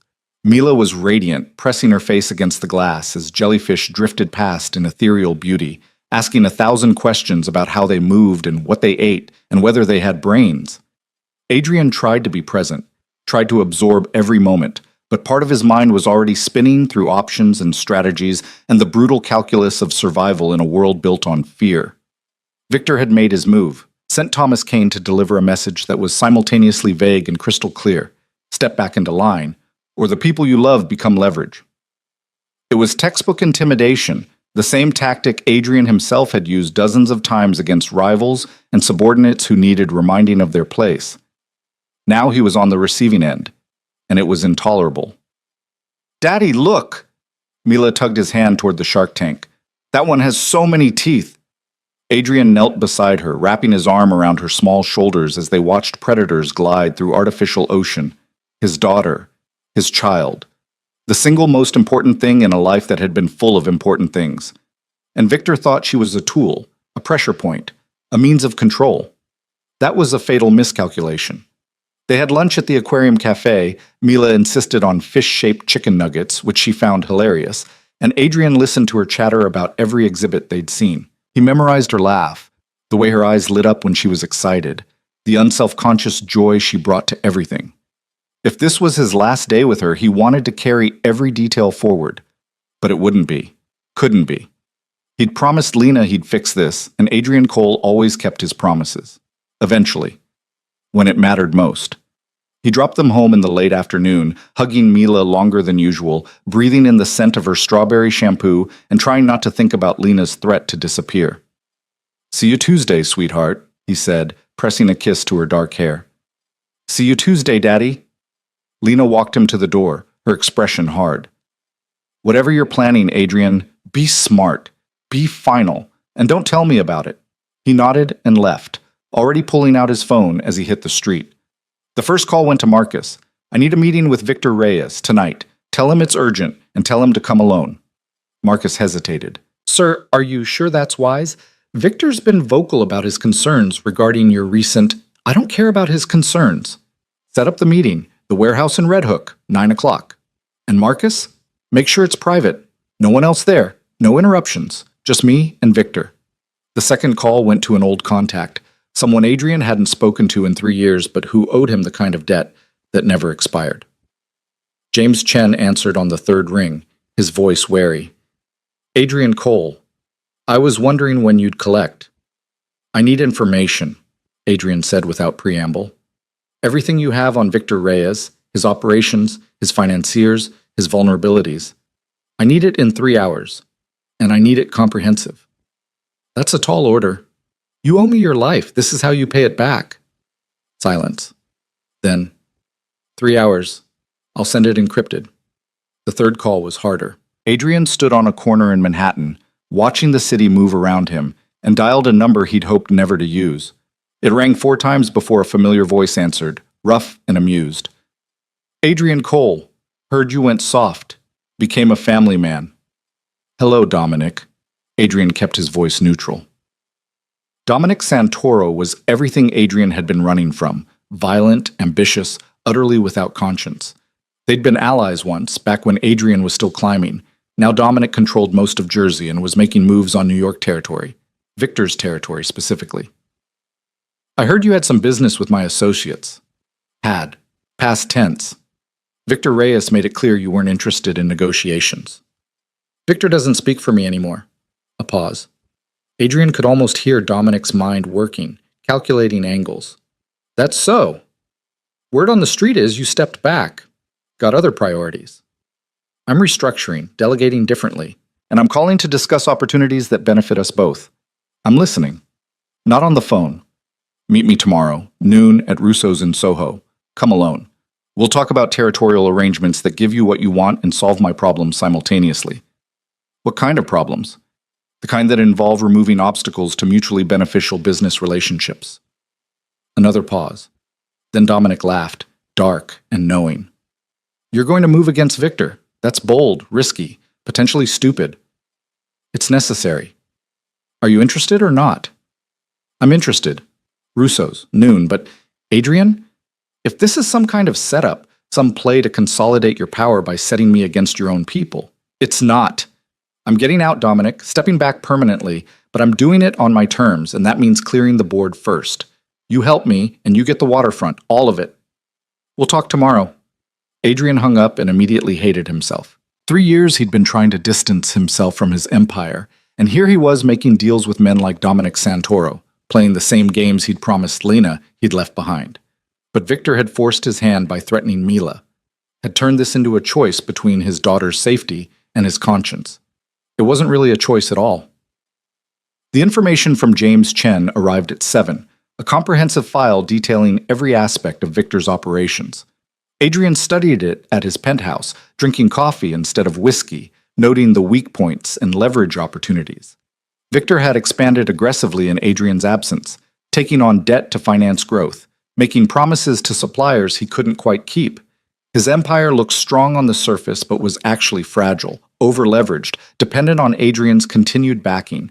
Pull that backing and Victor would crumble. Add pressure from someone like Dominic and he'd collapse completely. By 8:30, Adrian was in Red Hook, standing in the abandoned warehouse that served as neutral ground for sensitive meetings.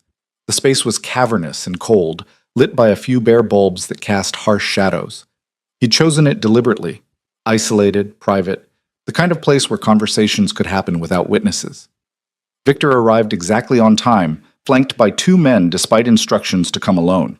Thomas Kane, the enforcer who'd approached Lena, and another muscle named Rodriguez. Victor himself was in his 50s, gray-haired and lean, with the kind of quiet menace that came from decades of violence. Adrian, Victor's voice echoed in the empty space. You wanted to talk, so talk. I said come alone.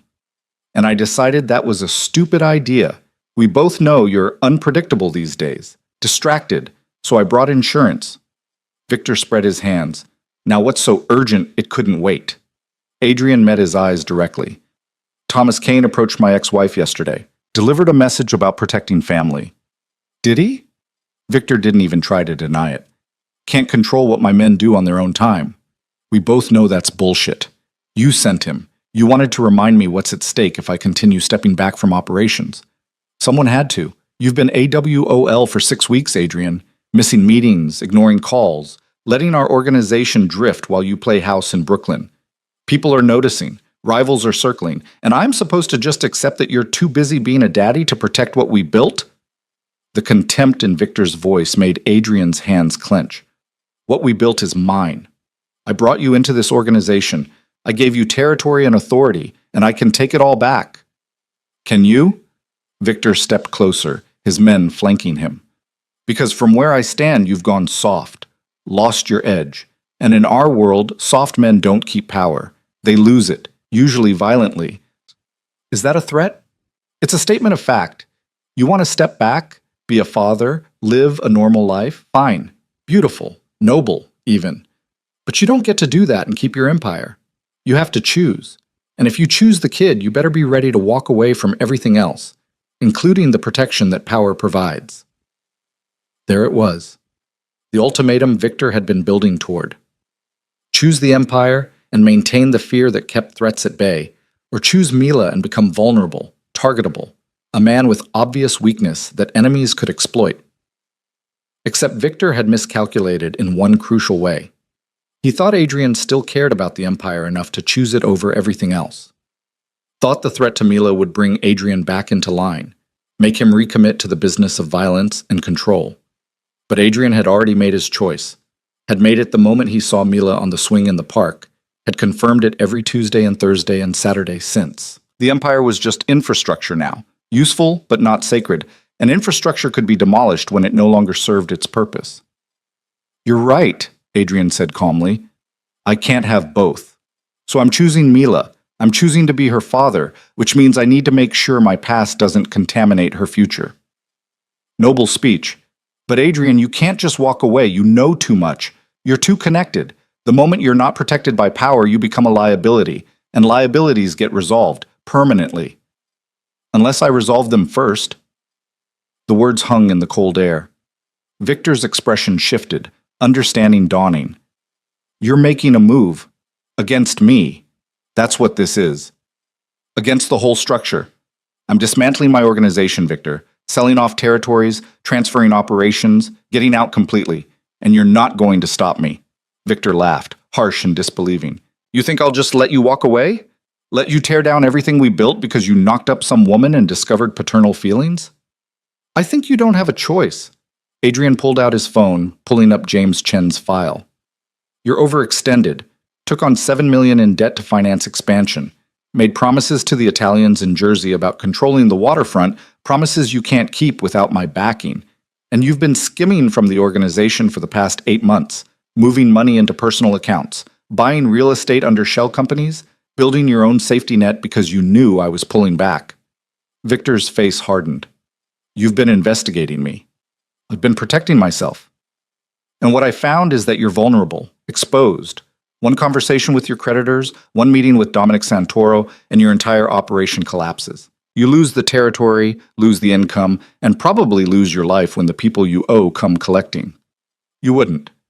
I would. I am. I have a meeting with Dominic tomorrow where I'm handing him the waterfront, all of it. Your primary revenue stream, gone. And then I'm calling the Italians, telling them you've been playing both sides, using their money for unauthorized expansion. You'll be lucky if they just cut you off. More likely, they'll make an example. Thomas Kane's hand moved toward his jacket, but Victor raised a hand, stopping him. You're bluffing. You need me. Need the organization. You try to dismantle everything, and you'll have a dozen rivals coming for you. Let them. I'm out, Victor. Completely out. I'm transferring my legitimate businesses to holding companies, selling off the rest, and retiring. By this time next month, I'll be just another civilian. No territory, no operations, no reason for anyone to come after me. Except revenge. You don't think I'll come for you? For your kid? Adrian's voice dropped to something cold and final. If you or anyone working for you comes within 100 yards of my daughter, I will destroy you. Not professionally, personally. I will use every resource I have, every connection, every piece of leverage, and I will erase you from existence. That's not a threat, Victor. That's a promise. The two men stared at each other across the warehouse space, years of alliance curdling into opposition. Victor's hand twitched, and Adrian knew he was considering it, ordering Kane to pull a weapon, resolving this the old-fashioned way, eliminating the problem before it metastasized.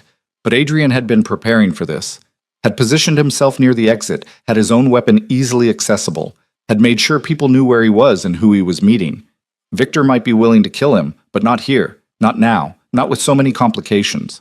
"You're making a mistake," Victor said finally. "Walking away doesn't keep you safe. It makes you a target." "Maybe, but it also means I have nothing left to protect except my daughter, which makes me exponentially more dangerous than when I had an empire to worry about. You want to test that theory? Go ahead. But understand that the man you knew, the one who built this organization through calculated risks and strategic violence, he's gone. What's left is a father willing to burn down the world to protect his child. And that's a much scarier thing." Adrian turned and walked toward the exit, his back deliberately exposed, trusting that Victor's survival instincts would override his pride. He made it to the door before Victor spoke again. "You'll regret this. Maybe not today, maybe not next week, but eventually you'll regret choosing her over power." Adrian looked back over his shoulder. "The only thing I regret is not making this choice 4 years ago. Good night, Victor. Stay away from my family." He walked out into the February night, his heart pounding with adrenaline and fear, and something that might have been freedom. Behind him, the warehouse represented everything he was walking away from: the power, the fear, the empire built on violence and control. Ahead of him, somewhere in Brooklyn, his daughter slept peacefully, dreaming of jellyfish and dragons, blissfully unaware that her father had just declared war on his own past. The meeting with Dominic Santoro the next day was brief and businesslike. Adrian laid out the terms: the waterfront territory, the port operations, all of Victor's primary revenue streams transferred to Dominic in exchange for one simple guarantee: that Dominic would move aggressively against Victor, force him out completely, and ensure no one from the old organization ever approached Adrian or his family again. Dominic agreed immediately. He'd been looking for an opening into Manhattan, and Adrian was handing it to him gift-wrapped. The fact that it destroyed Victor in the process was just a bonus. "You really getting out?" Dominic asked as they stood to leave. "Completely?" "Completely. Never thought I'd see it. Adrian Cole, the man who built an empire from nothing, walking away to change diapers and attend PTA meetings. She's 3. No diapers anymore. And it's preschool, not PTA." Dominic laughed. "Semantics. But Adrian, you know what they say. You can leave the life, but the life doesn't leave you. Someone will always remember what you were, what you did. Then I'll deal with it when it happens. But I'm done being that man proactively, done building power for its own sake, done prioritizing empire over everything else. Must be some kid." "She is." Adrian allowed himself a small smile. "She really is." The next 48 hours passed in controlled chaos. Adrian met with lawyers, accountants, and business managers, initiating the process of dismantling his criminal empire and legitimizing what could be legitimized. He sold off properties, transferred operations, and began the complicated work of extracting himself from a world he'd inhabited for 15 years. The calls came as expected, associates demanding explanations, rivals sensing opportunity, former allies expressing concern or contempt in equal measure. Adrian handled each conversation with finality, making it clear he was out, done, finished. Some accepted it. Others threatened, but Adrian had already made his peace with the risks, had already decided that whatever came next was worth it for Tuesday afternoons with Mila. Monday morning arrived cold and bright.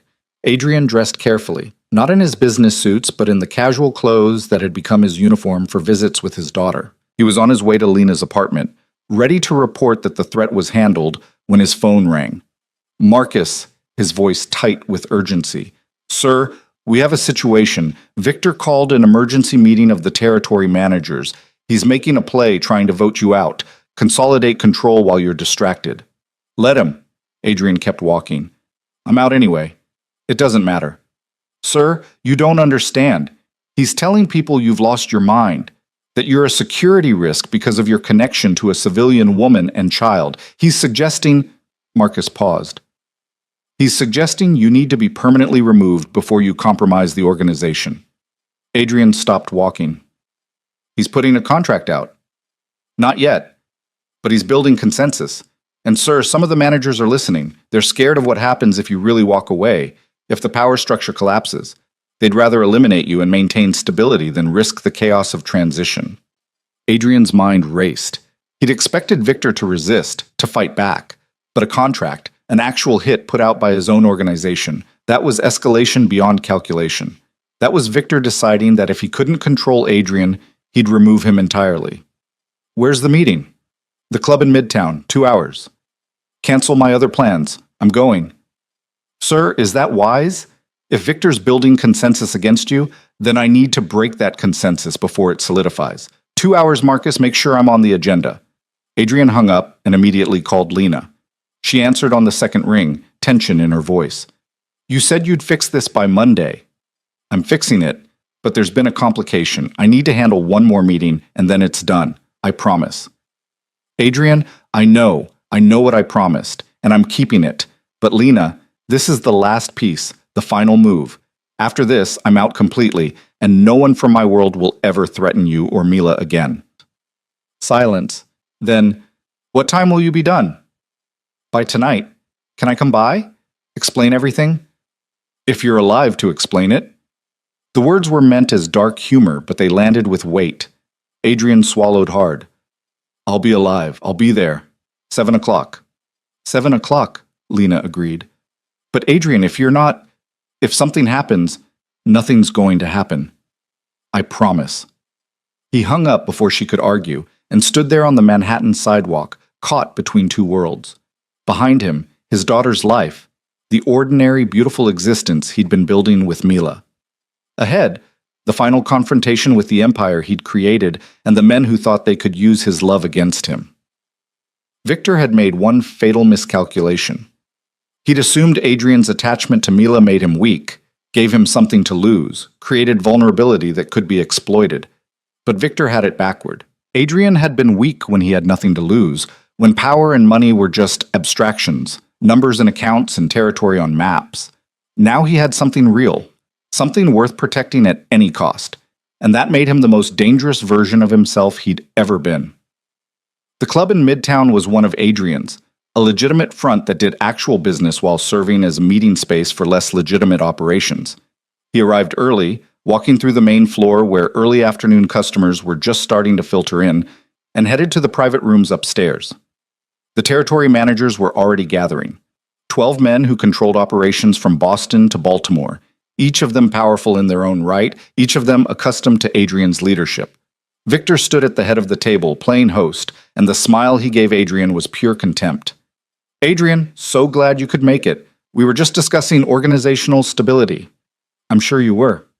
Adrian took his seat at the opposite end of the table, meeting each man's eyes in turn, reading the room. Some looked uncomfortable, unwilling participants in whatever play Victor was orchestrating. Others looked calculating, already thinking about how to profit from leadership transition. A few looked openly hostile, having bought whatever story Victor was selling about Adrian's unfitness. Gentlemen, Victor began, we all know why we're here.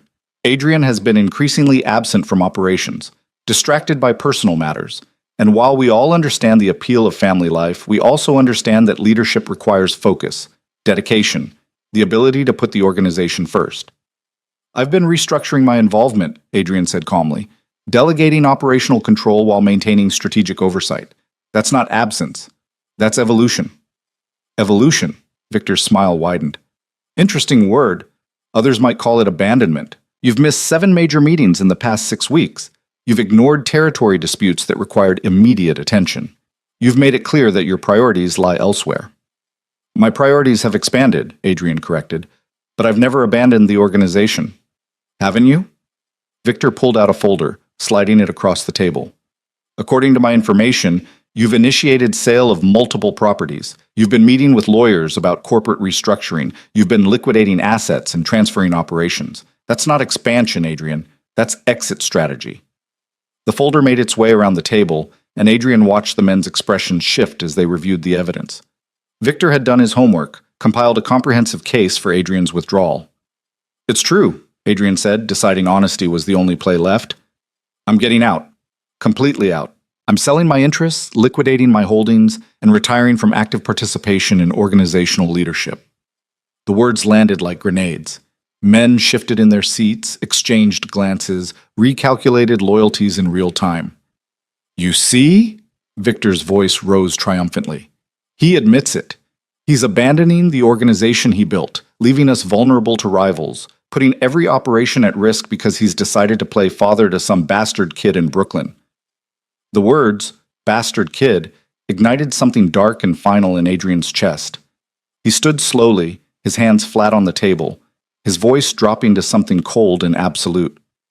Say whatever you want about me, Victor. Question my leadership, doubt my commitment, argue that I'm making poor strategic choices, but you will never, never speak about my daughter that way again. Victor laughed, harsh and mocking. Or what? You'll defend her honor? Adrian, you can barely defend yourself right now. You're outnumbered, outmaneuvered, and about to be outvoted. Face it, you chose wrong. And in our world, wrong choices have consequences. Adrian looked around the table again, reading the room with the instincts that had built his empire.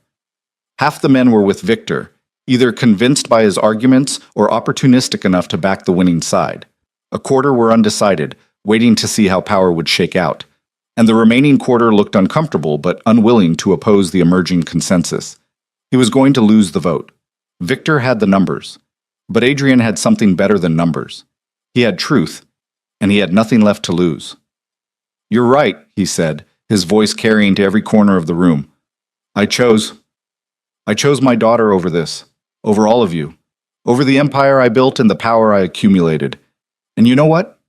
It was the easiest choice I ever made. He walked slowly around the table as he spoke, commanding attention through presence rather than volume. For 15 years I built this organization. I took risks while you played it safe. I made the hard calls while you followed orders. I created the structure that made all of you rich and powerful. And yes, for the past 6 weeks, I've been stepping back, because I discovered something more important than any of this. Adrian stopped behind his chair, hands gripping the leather. I have a 3-year-old daughter. Her name is Mila. She likes dragons and dinosaurs and jellyfish. She's brave and kind and curious and perfect. And she deserves a father who's present, who shows up, who doesn't disappear into this world of violence and fear and constant calculation. So yes, Victor, I'm getting out. Not because I'm weak, but because I'm finally strong enough to want something better. Touching, Victor sneered, but irrelevant. You don't get to just walk away because you had an attack of conscience. You built this world. You're responsible for it, and you'll stay in it one way or another. Is that a threat? It's reality. You know too much. You're too connected.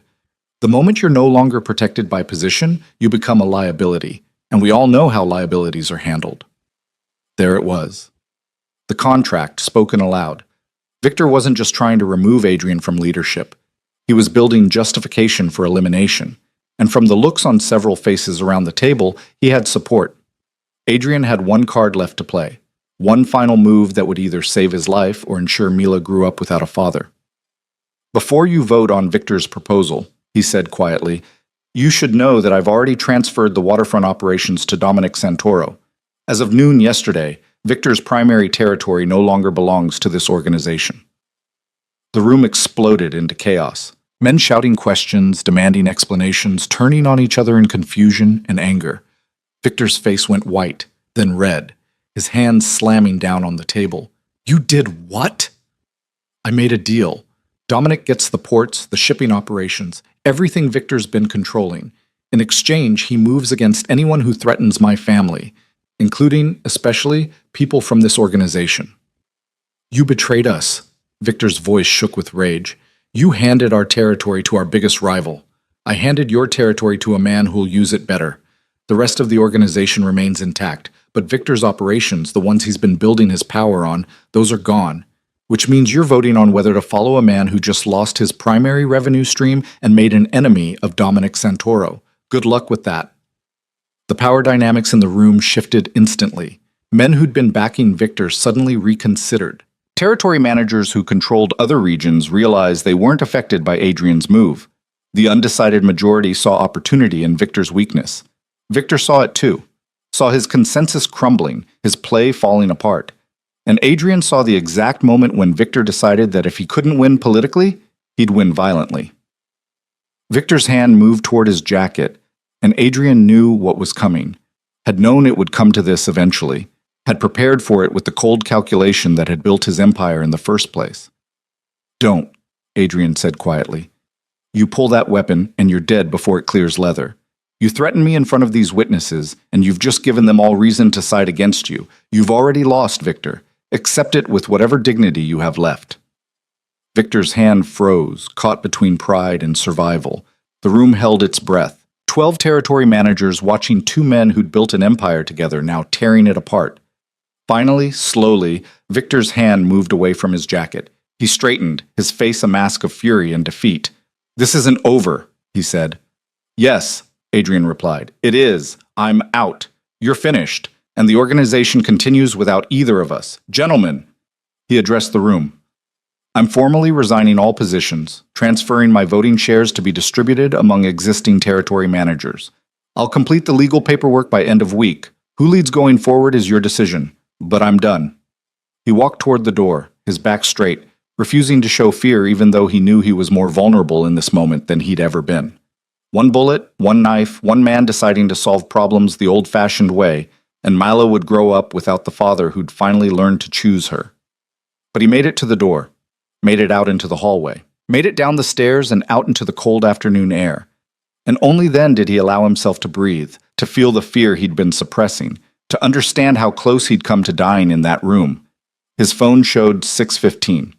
He had 45 minutes to get to Brooklyn, to explain to Lena that it was over, that the threat was handled, that their daughter was safe. He started walking, then running, his breath clouding in the February air, racing toward the life he'd chosen over everything else. Adrian arrived at Lena's building at 7:03, his chest heaving from the sprint up 3 flights of stairs, his hands shaking with adrenaline that hadn't fully subsided.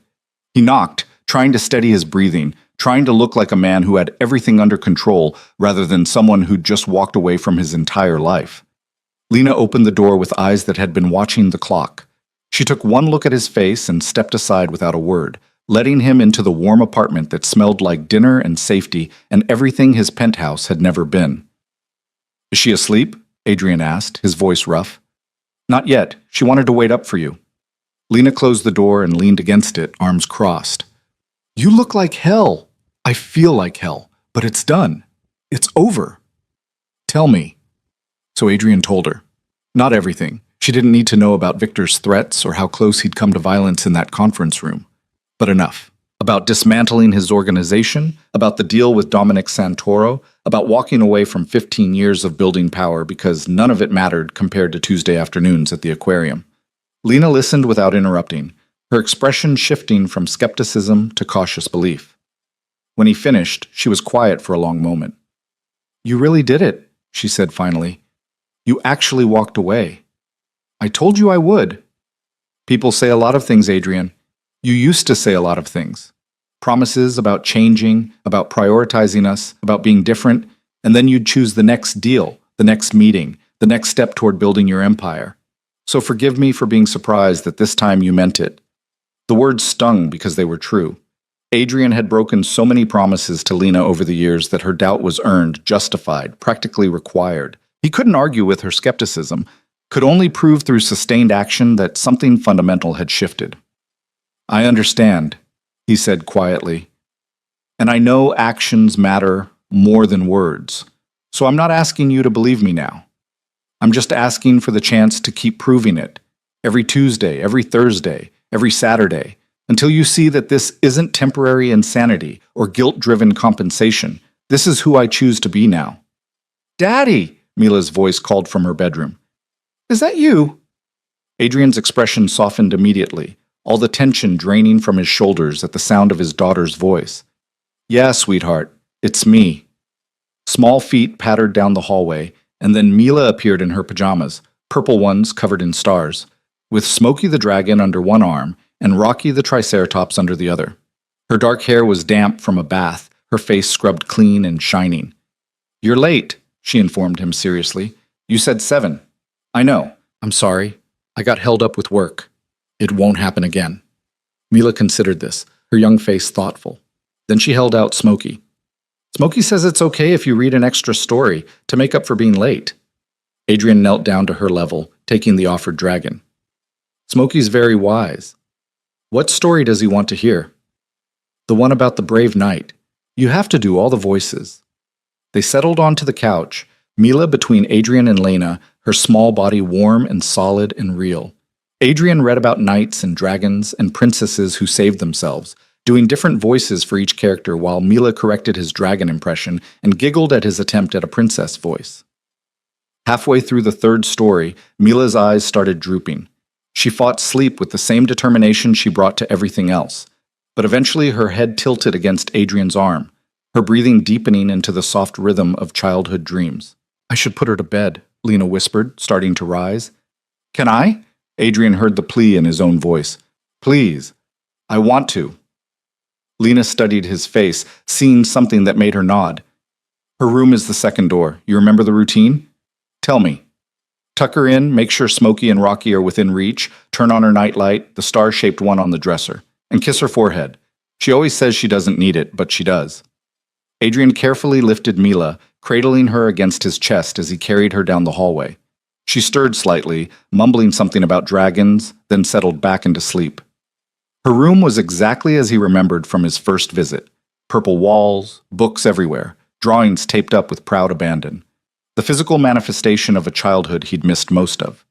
He laid her gently in her race car bed, pulling the covers up and tucking them around her small frame. Smokey and Rocky went on either side of her pillow, guardians against nightmares.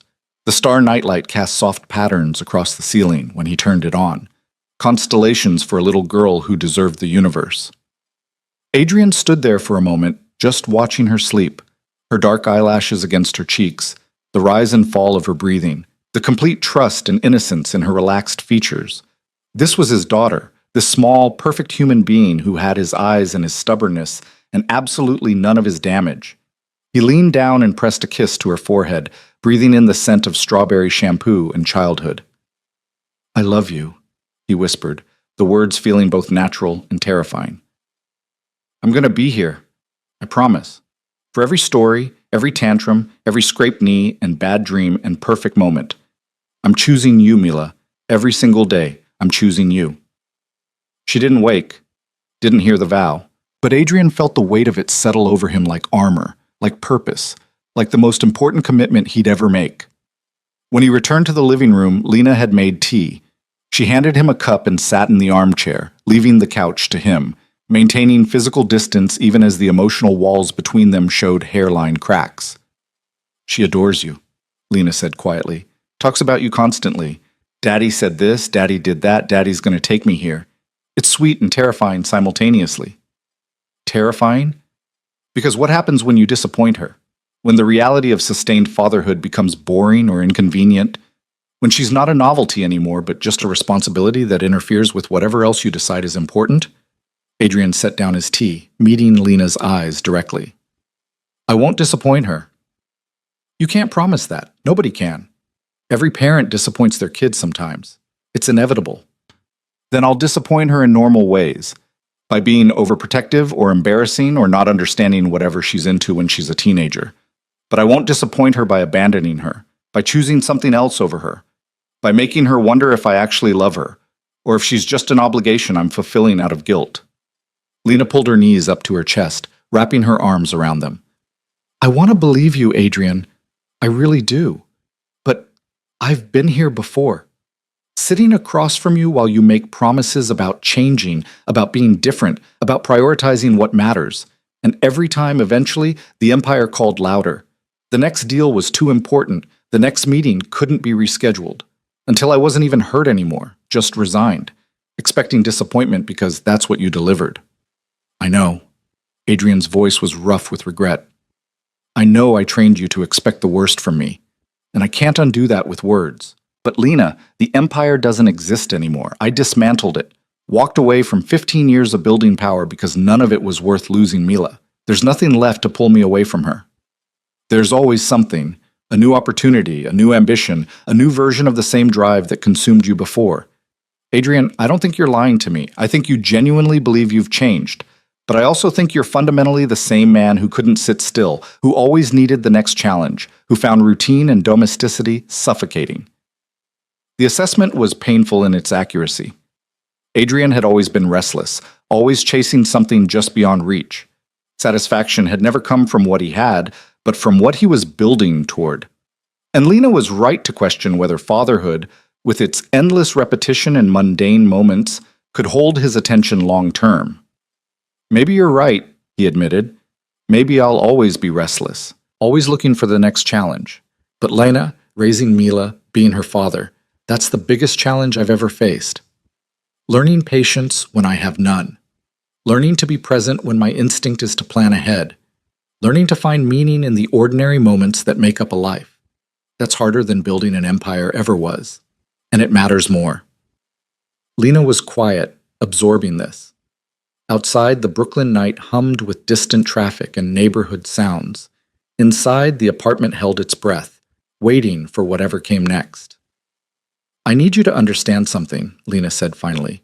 This isn't about us. You and me, that's done. We're not getting back together. We're not rebuilding a romance. We're not picking up where we left off 4 years ago. That ship sailed, burned, and sank. You made sure of that. The words hurt, but Adrian nodded. I understand. This is only about you and Mila, about you learning to be her father, about you proving you can show up consistently, reliably, without me having to chase you or remind you or wonder if this is the week you disappear. Can you accept that? Can you be in her life without expectations about my life? Yes. Adrian meant it. Whatever he'd once had with Lena was destroyed by his own choices, and he'd made peace with that loss. Or was trying to. What mattered now was Mila, and if being her father meant accepting that Lena would never forgive him romantically, that was a consequence he'd earned through sustained presence. Good. Lena uncurled from her chair, suddenly looking exhausted. Because Adrian, I can't survive you breaking my heart again. Once was enough, but I will absolutely destroy you if you break Mila's. She's everything to me. The best thing that ever came from our marriage. And if you hurt her, I won't. You better not, because I meant what I said before. One slip, one broken promise, one time you choose something else over her, and we're done. I'll take her somewhere you'll never find us, and you'll spend the rest of your life wondering what she looks like, what she's doing, whether she remembers you. The threat was delivered calmly, matter-of-factly, which made it more terrifying than any rage would have been. Lena meant every word, and Adrian believed her completely. She'd already survived losing him once. She'd do whatever necessary to protect Mila from the same loss. I understand, Adrian said. Tuesday, Thursday, Saturday. 3 days a week, every week, no exceptions. And if something genuinely unavoidable comes up, I call ahead with honesty and a plan to make it up to her. That's the deal. Can you live with it? I can live with it. Can you live with me being part of her life, part of your life, by extension? Lena considered this, her fingers tracing patterns on her teacup. I don't know yet. Right now it's working.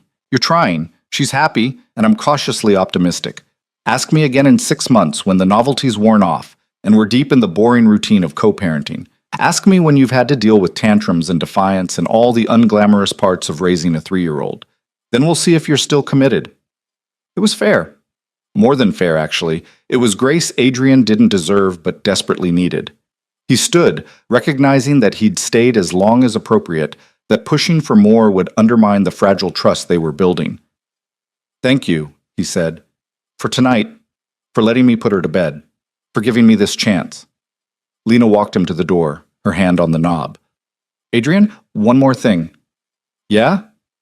Whatever you did today, walking away from your organization, making deals with dangerous people, putting yourself at risk, don't do it again. Don't play hero trying to protect us from threats you created in the first place. If there are consequences to your past, we'll deal with them together.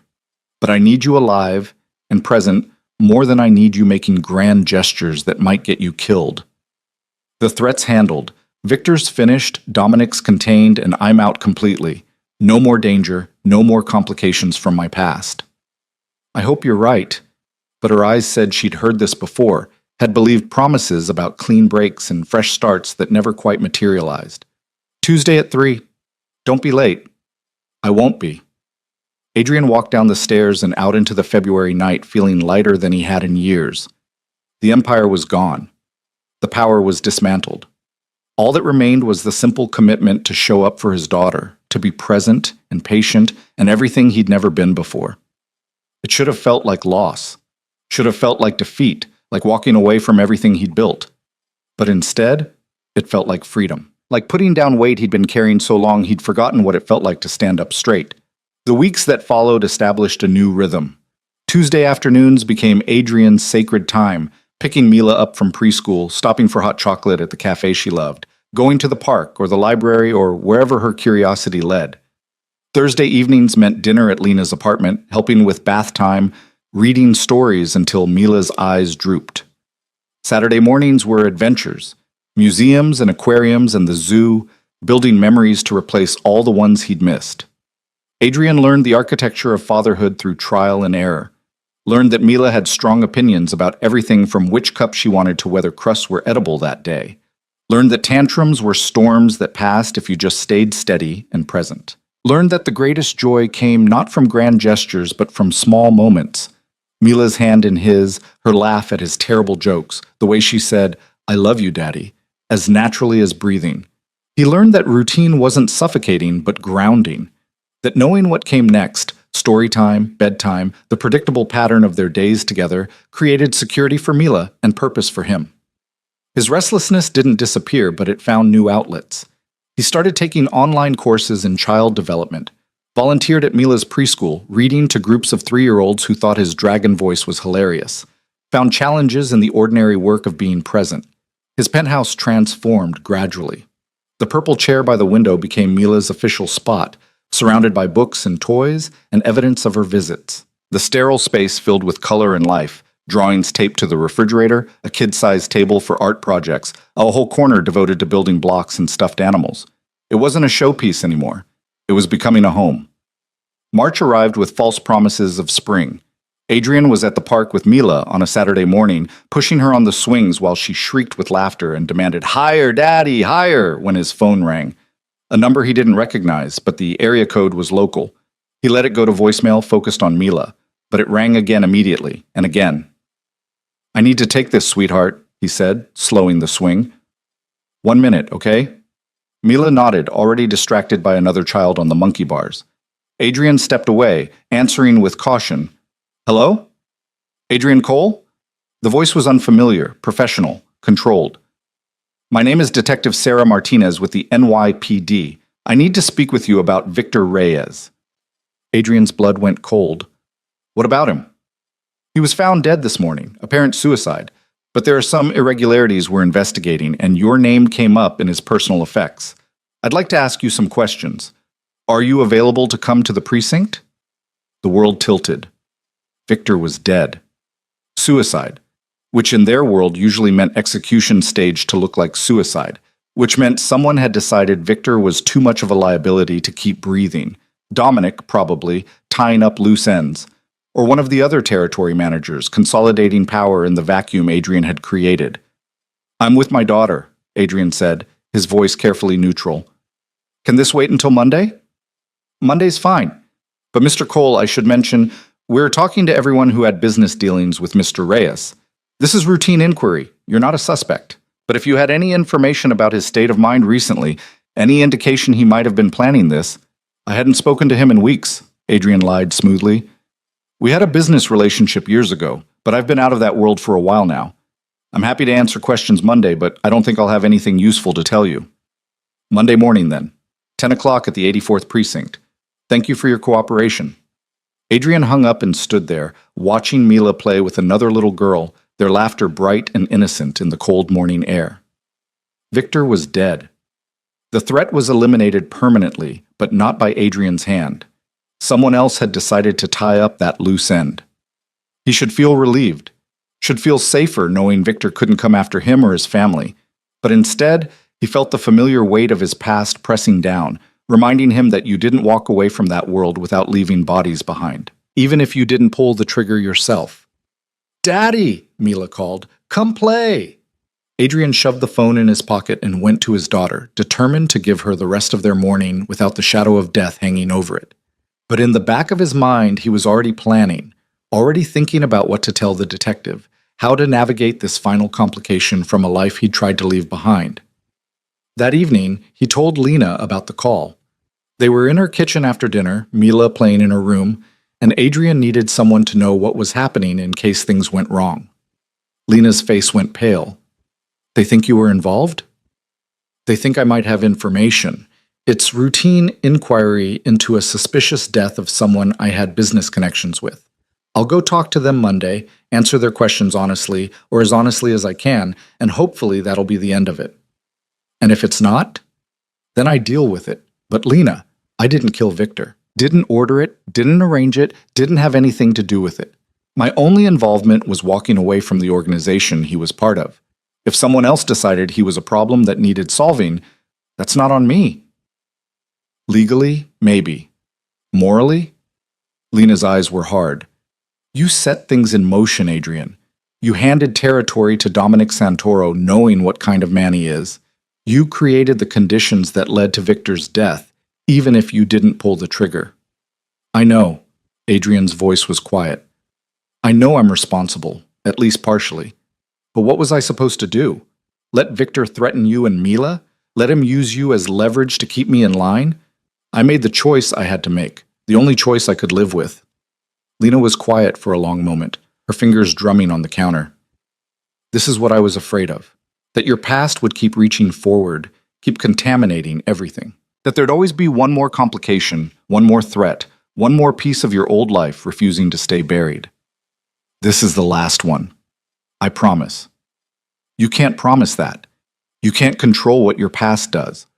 All those people you hurt, all those enemies you made, all those deals that went wrong, they don't disappear just because you decided to be a better man. They're still out there, still remembering, still potentially coming for you. Adrian wanted to argue, but he couldn't. She was right. He'd spent 15 years making enemies and burning bridges and doing things that left scars. Walking away didn't erase any of it, didn't make him clean or safe or truly free from consequences. Then I'll deal with whatever comes, he said finally.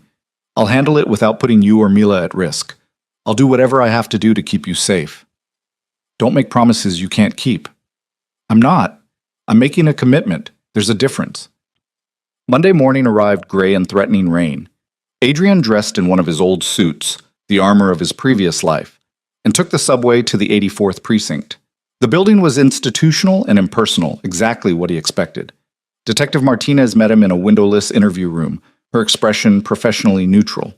She was in her 40s with sharp eyes and the kind of presence that came from years of dealing with people who lied for a living. Adrian recognized a formidable opponent when he saw one. Thank you for coming in, Mr. Cole, she gestured to a chair. As I mentioned on the phone, this is just routine inquiry. Victor Reyes died Friday morning, apparent suicide. But we're talking to people who knew him, building a picture of his state of mind. I'm happy to help however I can. How long did you know Mr. Reyes?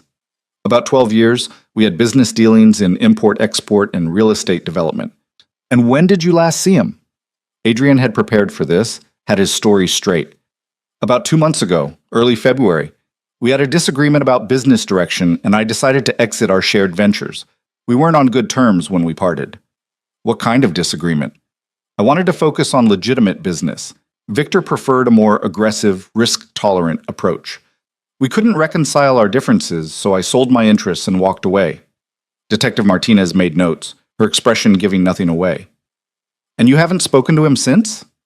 Not directly, no. But indirectly? Adrian hesitated, choosing his words carefully. I heard through mutual associates that he was unhappy with my decision to exit, that he felt I was abandoning ventures we'd built together, but we had no direct communication. Were you aware he was having financial difficulties? I'd heard rumors. Real estate's been volatile lately. A lot of developers are over-leveraged. Mr. Cole, I'm going to be direct with you. Detective Martinez set down her pen and looked at him directly. Victor Reyes was found in his office with a gunshot wound to the head, positioned to look like suicide, but our forensics team found some inconsistencies. Angle of entry, powder residue patterns, position of the body. Small things that suggest maybe it wasn't self-inflicted. Adrian's expression didn't change, but his mind raced. You're saying he was murdered. I'm saying we're investigating all possibilities. And in our investigation, we've discovered that several of Mr. Reyes's business associates have also died under suspicious circumstances in the past 2 months. Accidents, apparent suicides, one unsolved homicide, all of them connected to the same network of import-export and real estate ventures you just described exiting. I wasn't aware of that. Weren't you? Her eyes were sharp, assessing. Because from where we're sitting, it looks like someone's cleaning house, eliminating people connected to certain business operations. And you, Mr. Cole, walked away from those same operations right before the bodies started dropping. That's an interesting coincidence. Adrian met her gaze steadily. Detective, I understand how it might look, but I exited those business ventures because I wanted to focus on my family.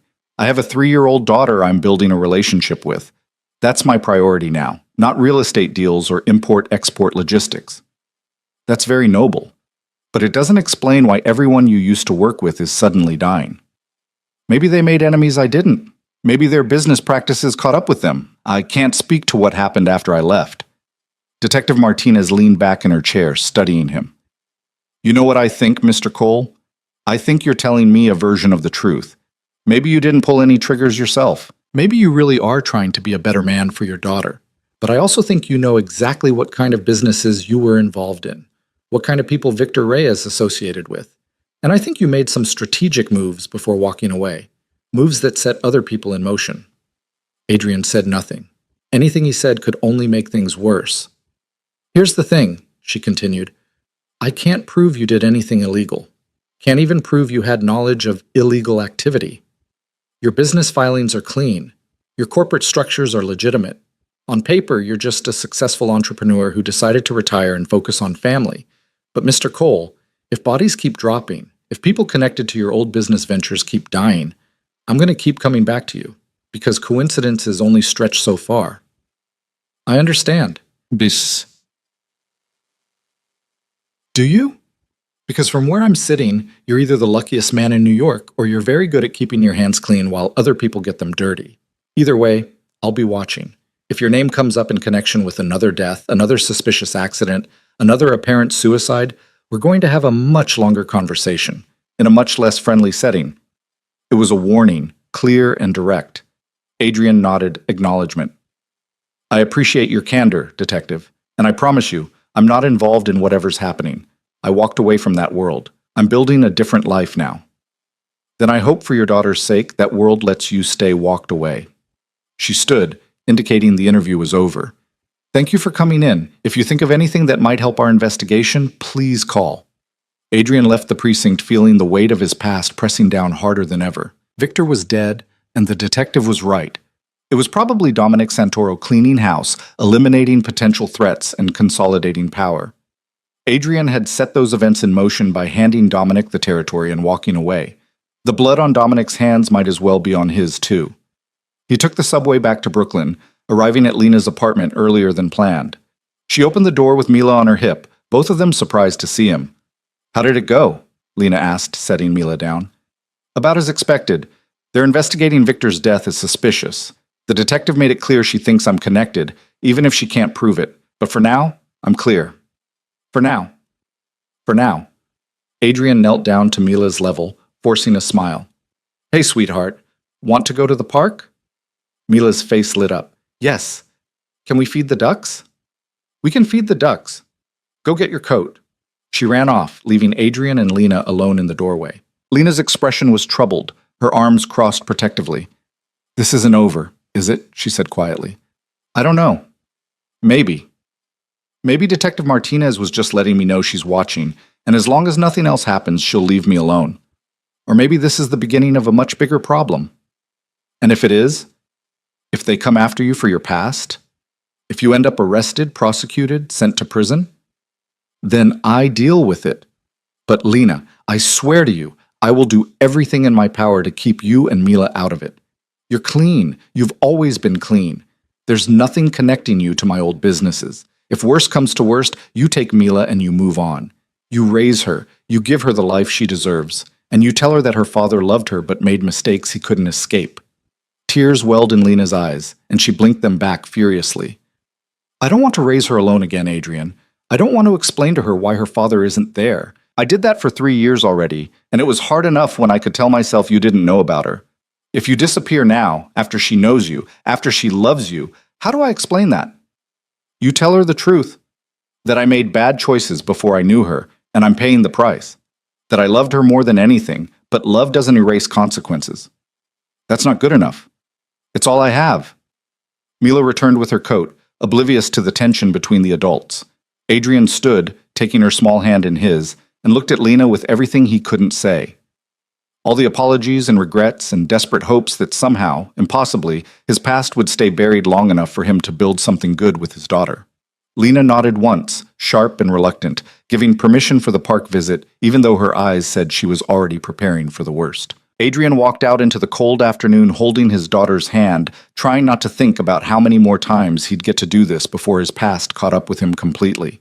Trying not to count the remaining Tuesday afternoons and Thursday evenings and Saturday mornings before something shattered this fragile piece he'd built.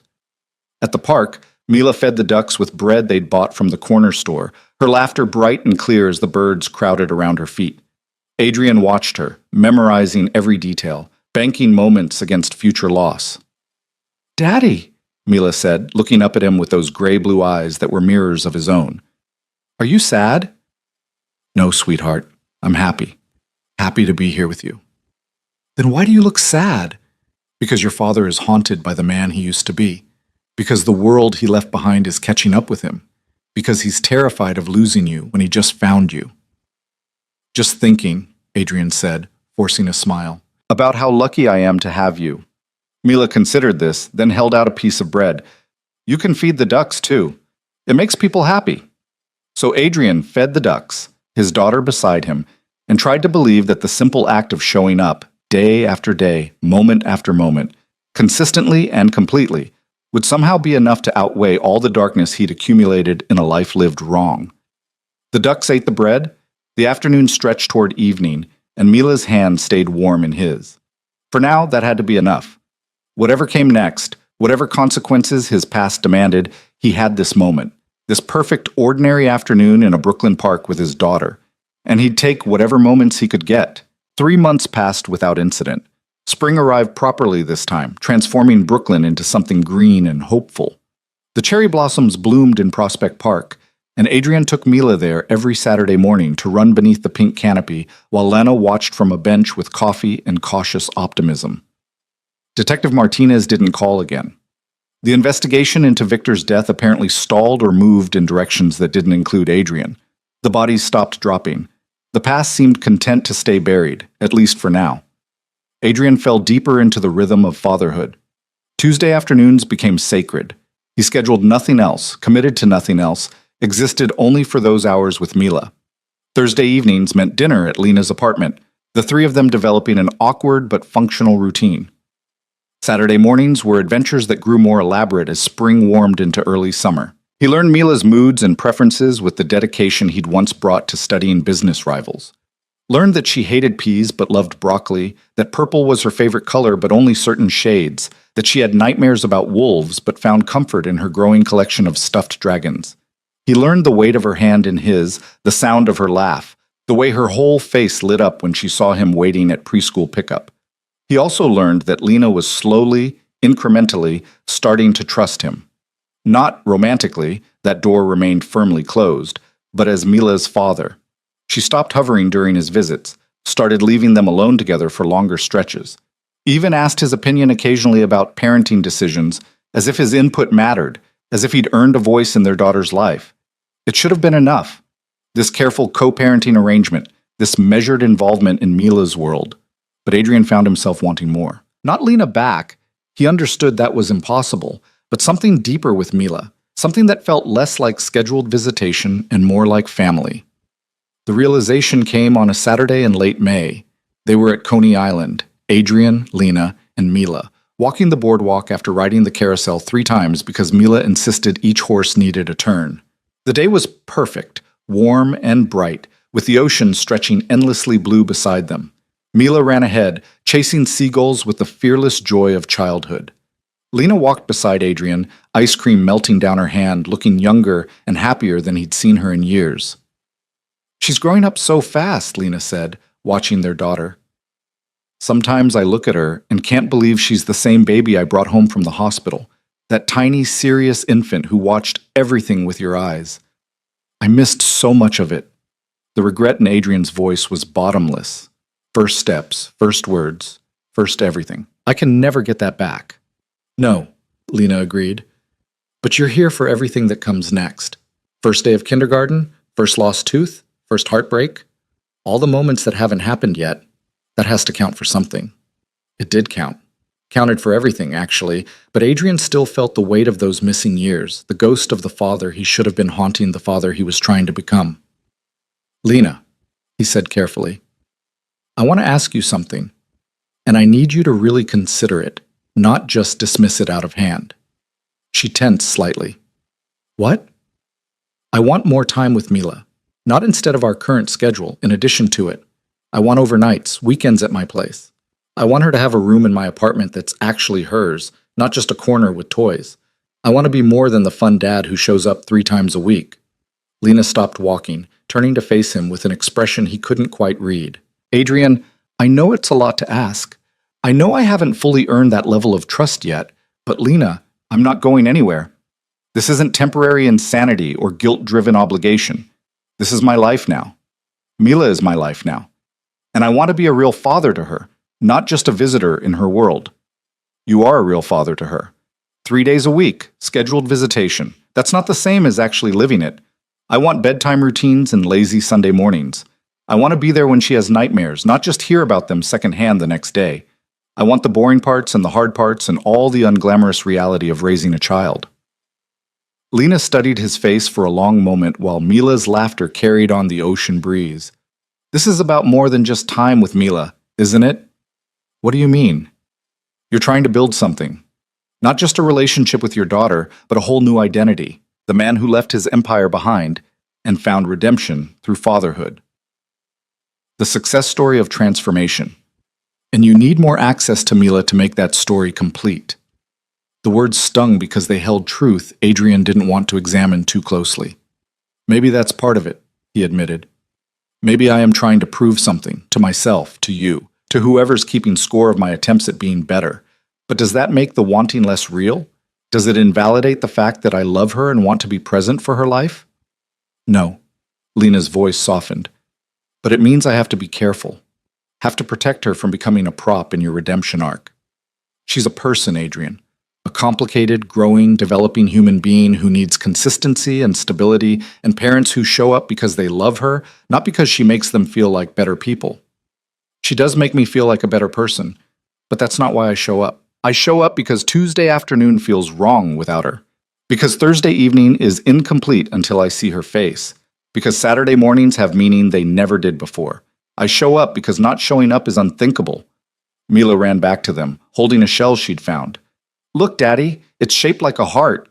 Adrian knelt down, examining the shell with appropriate reverence. It's beautiful, sweetheart. Should we keep it? Yes. I'm going to put it in my treasure box with the special rocks and the feather from the park. She ran off again, and Adrian stood, finding Lena watching him with an expression that might have been the beginning of belief. One overnight, she said finally. Next Saturday. You pick her up Saturday morning, keep her until Sunday afternoon. We'll see how it goes. Relief and terror washed over Adrian simultaneously. Thank you. Don't thank me yet.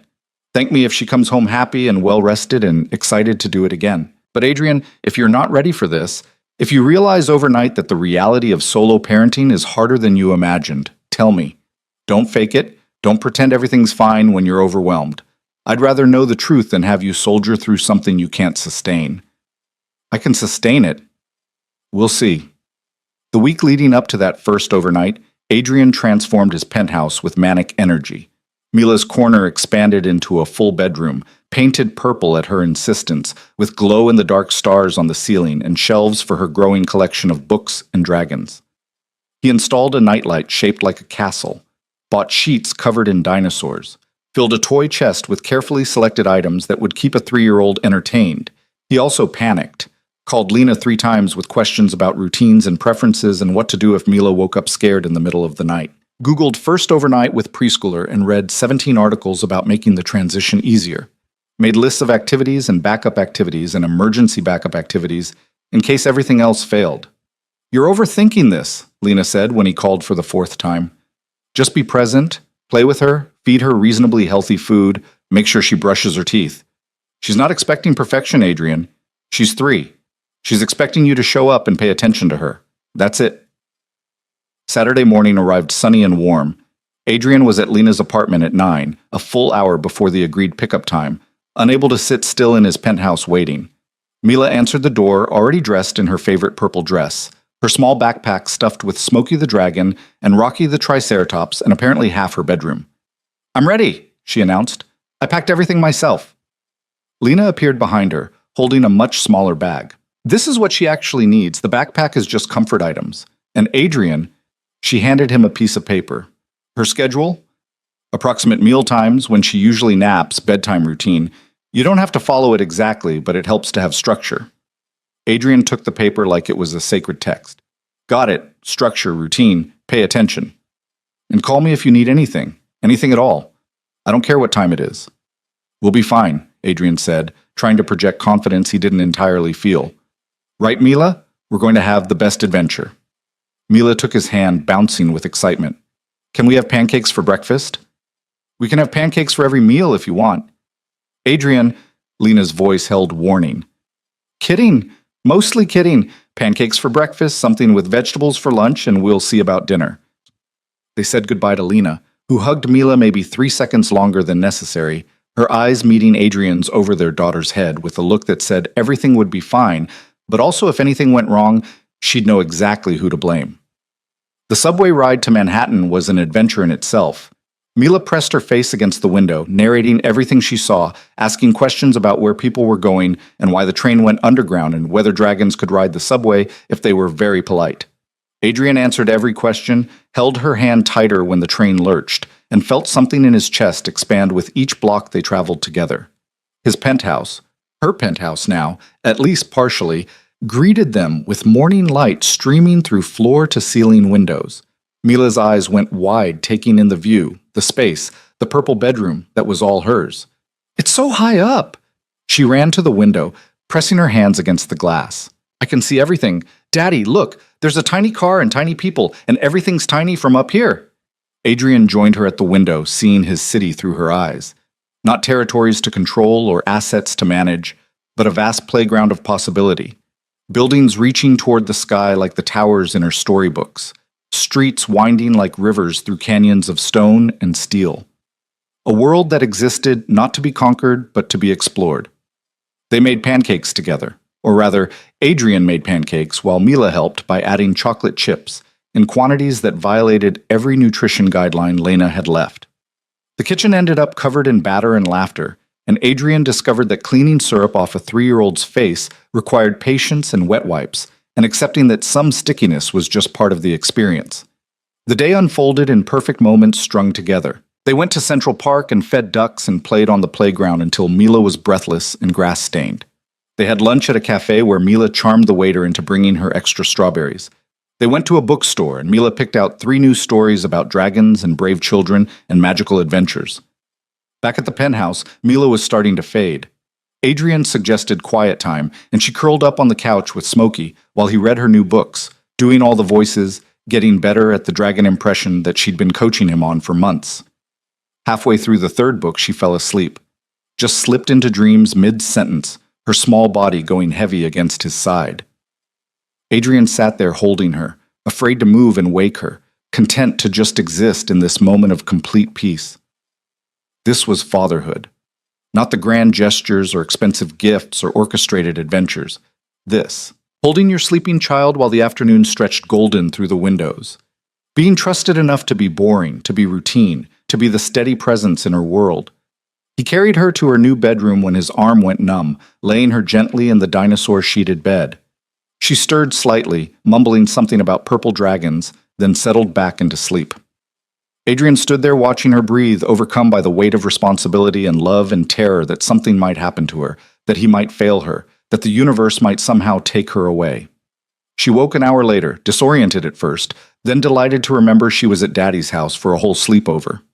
They had dinner, chicken and vegetables that Mila picked at while negotiating for dessert.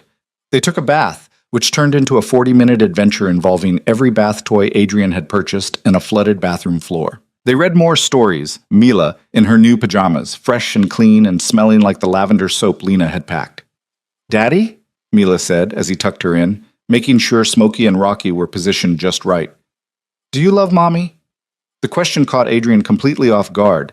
He sat on the edge of her bed, choosing his words carefully.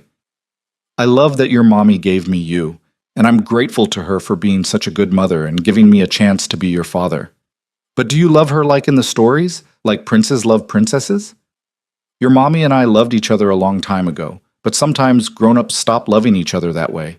It doesn't mean we don't care about each other. We both love you more than anything. That's what matters. Mila considered this, her young face serious in the nightlight's glow. Jacob's parents got divorced. He has 2 houses now. Is that what we have? Sort of. You have Mommy's house in Brooklyn and my house here. And you're loved in both places. You're the luckiest girl in the world because you have 2 homes and so many people who love you. Will you always be here, in this house? I'll always be wherever you need me to be. Promise? The word hung between them, weighted with every promise Adrian had ever broken, every commitment he'd failed to honor. But looking at his daughter's trusting face, he made the promise anyway, made it knowing the universe might have other plans, that Detective Martinez might come back, that his past might reach forward and destroy everything. Made it because she needed to hear it, and he needed to mean it. I promise, Mila. I'll always be here for you. She smiled, satisfied, and closed her eyes. Adrian waited until her breathing deepened, then kissed her forehead and turned on the star-shaped nightlight. He left the door cracked open so he could hear if she called for him, then collapsed on his couch, feeling like he'd run a marathon. One day. He'd successfully parented solo for 1 day. 23 hours down, a lifetime to go. His phone buzzed around 10. Lena texting, "How's it going?" Adrian replied, "She's asleep. We survived. Barely." The response came quickly. "Barely is good enough for the first overnight. Call me if you need anything." He didn't need anything except maybe a manual for how to be the father Mila deserved. But he texted back, "We're good. Thank you for trusting me with her."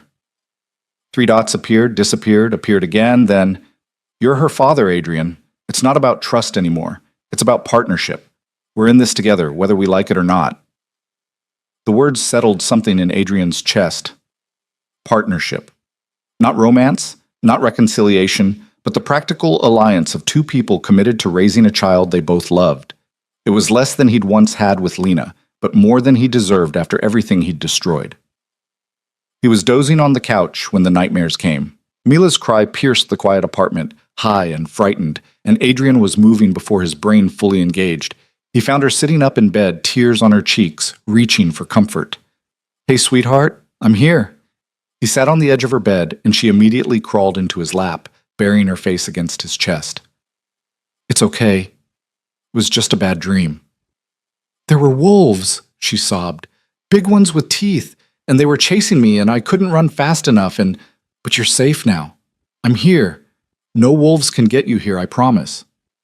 Can I sleep with you?" Everything Adrian had read said you shouldn't let kids sleep in your bed because it created bad habits and dependency. But his daughter was crying and scared and asking for comfort, and suddenly all the parenting advice in the world seemed less important than just being there. "Of course you can." He carried her to his bedroom, settled her in his bed with Smokey and Rocky, and lay down beside her. She curled against him, her small body finally relaxing, her breathing slowly returning to normal. "Daddy?" Her voice was sleepy. "I'm glad you're my dad." The words hit Adrian with force that knocked the air from his lungs. All the mistakes he'd made, all the years he'd missed, all the ways he'd failed before even knowing she existed, and still, she was glad he was her father. Still, she chose to love him with the uncomplicated generosity of childhood. "I'm glad I'm your dad, too," he managed, his voice rough. "You're the best thing that ever happened to me." She was asleep within minutes, her hand clutching his shirt. Adrian lay there in the darkness, feeling the weight and warmth of his daughter beside him, and thought about the empire he'd built and dismantled. All that power, all that money, all those years of accumulating control over people and territories and markets, and none of it had ever made him feel as rich as this moment did. Morning arrived too early. Mila woke up energized and demanding pancakes again, apparently having decided this was the official breakfast of Daddy's house. They made them together, the kitchen once again becoming a disaster zone of flour and chocolate chips and laughter. After breakfast, they went to the Museum of Natural History. Mila wanted to see the dinosaurs again, wanted to show her new stuffed dinosaur Rocky what his ancestors looked like. They spent 3 hours wandering through exhibits, Mila asking endless questions that Adrian answered with the help of interpretive placards and his phone. Lunch was pizza in the park, sitting on a bench while Mila fed crusts to pigeons, despite Adrian's protests about feeding wildlife.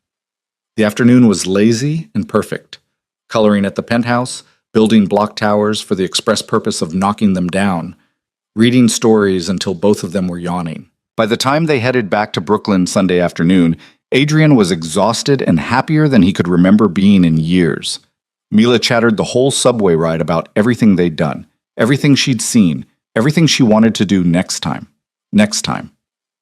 The words were casual from her mouth, but landed like promises in Adrian's heart.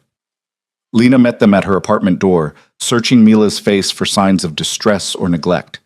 But Mila just launched into an enthusiastic recap of their adventures, dragging Lena by the hand to show her the new books and tell her about the chocolate chip pancakes and the wolves in the nightmare and how Daddy made them go away. "She okay?" Lena asked Adrian quietly while Mila was in her room putting Rocky back in his proper place. "She was great. We were great. It was—" Adrian paused, trying to find words for something too big for language. "It was everything I didn't know I needed." Lena's expression softened. "You look exhausted." I am. How do you do this every single day? You get used to it. The exhaustion becomes normal, and the joy makes it worth it. It really does. Adrian looked at Lena directly. "Thank you for giving me this chance, for trusting me with her overnight, for everything you're doing to help me learn how to be her father. You're doing the work, Adrian. I'm just—" She paused, choosing words. "I'm just trying to get out of your way and let you, trying to accept that maybe you really have changed, that maybe you really can be the father she deserves. I'm trying. Every day I'm trying." "I know." And for the first time in 4 years, Lena smiled at him with something that looked almost like forgiveness. "I can see it." Mila emerged from her room and demanded that both her parents read bedtime stories together. So they did, squeezed onto Mila's small bed, taking turns with different character voices while their daughter giggled between them. It was domestic and ordinary and nothing like the life Adrian had imagined when he was building his empire. It was better. That night, back in his penthouse, Adrian stood at his window looking out over the city he'd once tried to own. The buildings glittered in the darkness, testament to countless lives being lived in countless ways. Somewhere in Brooklyn, his daughter was sleeping peacefully. Somewhere in that same apartment, his ex-wife was probably wondering if she'd made a mistake trusting him with overnight visits. But Adrian knew with a certainty that had nothing to do with calculation or strategy, that he was exactly where he was supposed to be. Not in a penthouse bought with criminal proceeds, but in the life he was building moment by moment with Mila. His phone rang, shattering the quiet. Unknown number, but he answered anyway. "Mr. Cole?" Detective Martinez's voice was professional but not hostile. "I wanted to update you on the Victor Reyes investigation." Adrian's stomach tightened. "I'm listening." "We've closed the case, ruled it a suicide. Turns out Mr. Reyes was facing significant financial pressure, had made some enemies in his business dealings, and left a note we didn't find initially. The inconsistencies we flagged earlier had explanations. Sometimes a suicide is just a suicide." Relief flooded through Adrian. "I appreciate you letting me know. I also wanted to tell you that we looked into the other deaths I mentioned, found connections that don't include you. Seems like Mr. Reyes was involved in some business ventures that created their own problems. You were smart to get out when you did." "I got out for my daughter, not because I saw problems coming." "Maybe. But either way, Mr. Cole, you're clear. Our investigation no longer has any interest in you. You're free to live your life." The words settled over Adrian like absolution he didn't quite deserve but desperately needed. "Thank you, Detective. Seth, take care of that little girl. Based on what I've seen, she's the only reason you're not in handcuffs right now. Not because you did anything illegal we could prove, but because you walked away before you got in too deep. She saved you. Remember that." The call ended, leaving Adrian alone with his city view and the weight of truth. Mila had saved him. From a life that would have ended in prison or violence, or the kind of emptiness that came from having everything and valuing nothing. She'd given him a reason to want something better, to be something better, and he'd spend the rest of his life proving worthy of that gift. The months that followed established a new normal. Overnight visits became regular, every other weekend, then every weekend as Mila grew comfortable splitting time between two homes. Adrian learned the rhythms of solo parenting, the negotiations over vegetables, the bedtime battles, the sick days and tantrums, and all the unglamorous reality Lena had warned him about. He loved it, loved all of it. The hard parts and the easy parts, and everything in between. Loved being needed in that immediate, absolute way children need their parents. Loved watching Mila grow and change and become more fully herself. He also learned to co-parent with Lena in ways that transcended their broken marriage. They shared calendars and coordinated schedules.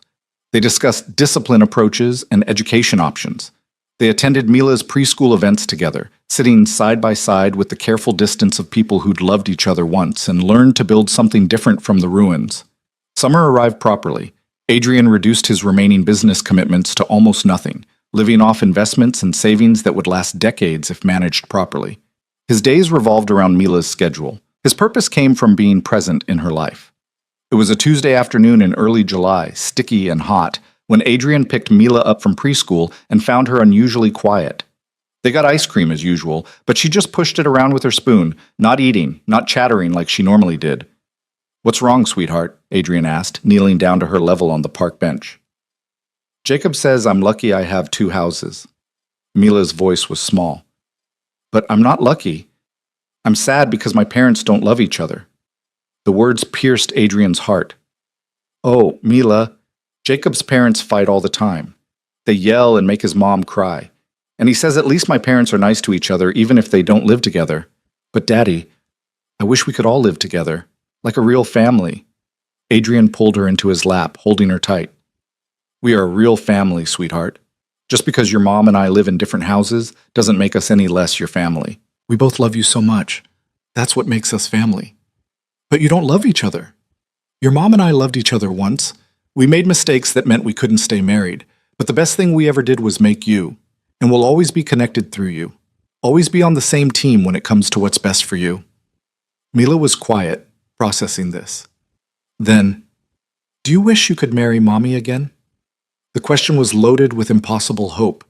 Adrian thought about Lena, about the woman she'd been when they married and the stronger, wiser woman she'd become in the years since, about the companionship they were building as co-parents and whether it could ever transform into something more.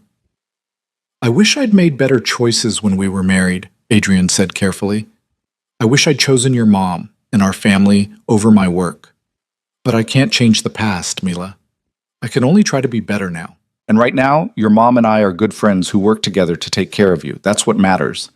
Mila nodded, not entirely satisfied, but accepting the truth as children do. They finished their ice cream in comfortable silence, and Adrian thought about the life he'd destroyed and the one he was trying to build from its pieces. That evening, dropping Mila off at Lena's apartment, he lingered after their daughter ran to her room. Lena noticed, pausing in the doorway. "Everything okay?" "Mila asked today if I wished we could get married again." Lena's expression closed slightly. "What did you tell her?" "The truth. That I wish I'd made better choices when we were married. That I can't change the past. That we're good co-parents now, and that's what matters." "That's a good answer." "Is it, though?" Adrian met her eyes. "Because, Lena, I've been thinking about what we have now and what we used to have and whether—" "Don't." Lena held up a hand. "Don't go there, Adrian. We're doing well. We're building something functional and healthy for Mila. Don't complicate it with fantasies about reconciliation. Is it a fantasy? We spend every weekend together with her. We coordinate everything, communicate well, work as a team. We're building a partnership that works. A co-parenting partnership. That's all this is. All it can be." "Why? Because I screwed up 4 years ago? Because I chose wrong and hurt you and destroyed what we had? I know I did all that, Lena, but I'm different now. We're different now. Maybe we could—" "No." Her voice was firm. "Adrian, you're doing amazing with Mila. You're being the father I always hoped you could be. But that doesn't mean I'm going to risk my heart on you again. I survived our divorce, survived building a life alone with our daughter. I won't go through that again." "You wouldn't have to. I'm not that man anymore." "Aren't you?" Lena's eyes were sad but certain. "You walked away from your empire for Mila. That's beautiful and meaningful and exactly what she needed. But Adrian, you didn't walk away from me. You didn't even know I existed in your thinking until you saw us at that park. If circumstances were different, if you'd never learned about Mila, you'd still be out there building power and chasing the next deal." I wasn't enough to change you, only she was. The words hit Adrian with the force of absolute truth. Lena was right. He'd transformed himself for Mila, not for her. The woman he'd once loved hadn't been enough to make him want something different. Only his daughter had been. I'm sorry, he said quietly, for not changing for you, for not realizing what I had until it was too late. I know you are, and I've forgiven you, or I'm working on it. But forgiveness doesn't mean reconciliation. It just means I'm not carrying anger anymore. We're good, Adrian. We're better than good. We're functioning co-parents who genuinely like each other and want the best for our daughter. That's more than a lot of divorced couples have. Let's not ruin it by trying to resurrect something that died for good reasons. Adrian wanted to argue, wanted to make the case that they could build something new from the ashes of their marriage. But looking at Lena's face, at the certainty there, the self-protection that came from hard-won wisdom, he understood that pushing would only damage what they'd built. Okay, he said. Okay, you're right. I'm grateful for what we have. I won't complicate it. Lena nodded, relief evident. Thank you. And Adrian? For what it's worth, I'm proud of you, of who you're becoming. Mila's lucky to have you as her father. The validation meant more than Adrian could express. He left the apartment feeling both disappointed and grateful. Disappointed that romantic reconciliation wasn't possible, but grateful that he had Lena's respect, her friendship, and her partnership in raising their daughter. It was enough. It had to be. Fall arrived with its annual promise of fresh starts. Mila started pre-K, nervous and excited in equal measure. Adrian took her to the first day, held her hand while she clung to his leg, then watched her bravely walk into the classroom when her teacher called. He stood outside the window like a dozen other parents, watching his daughter navigate this new world, ready to intervene but hoping he wouldn't have to. She was fine, better than fine.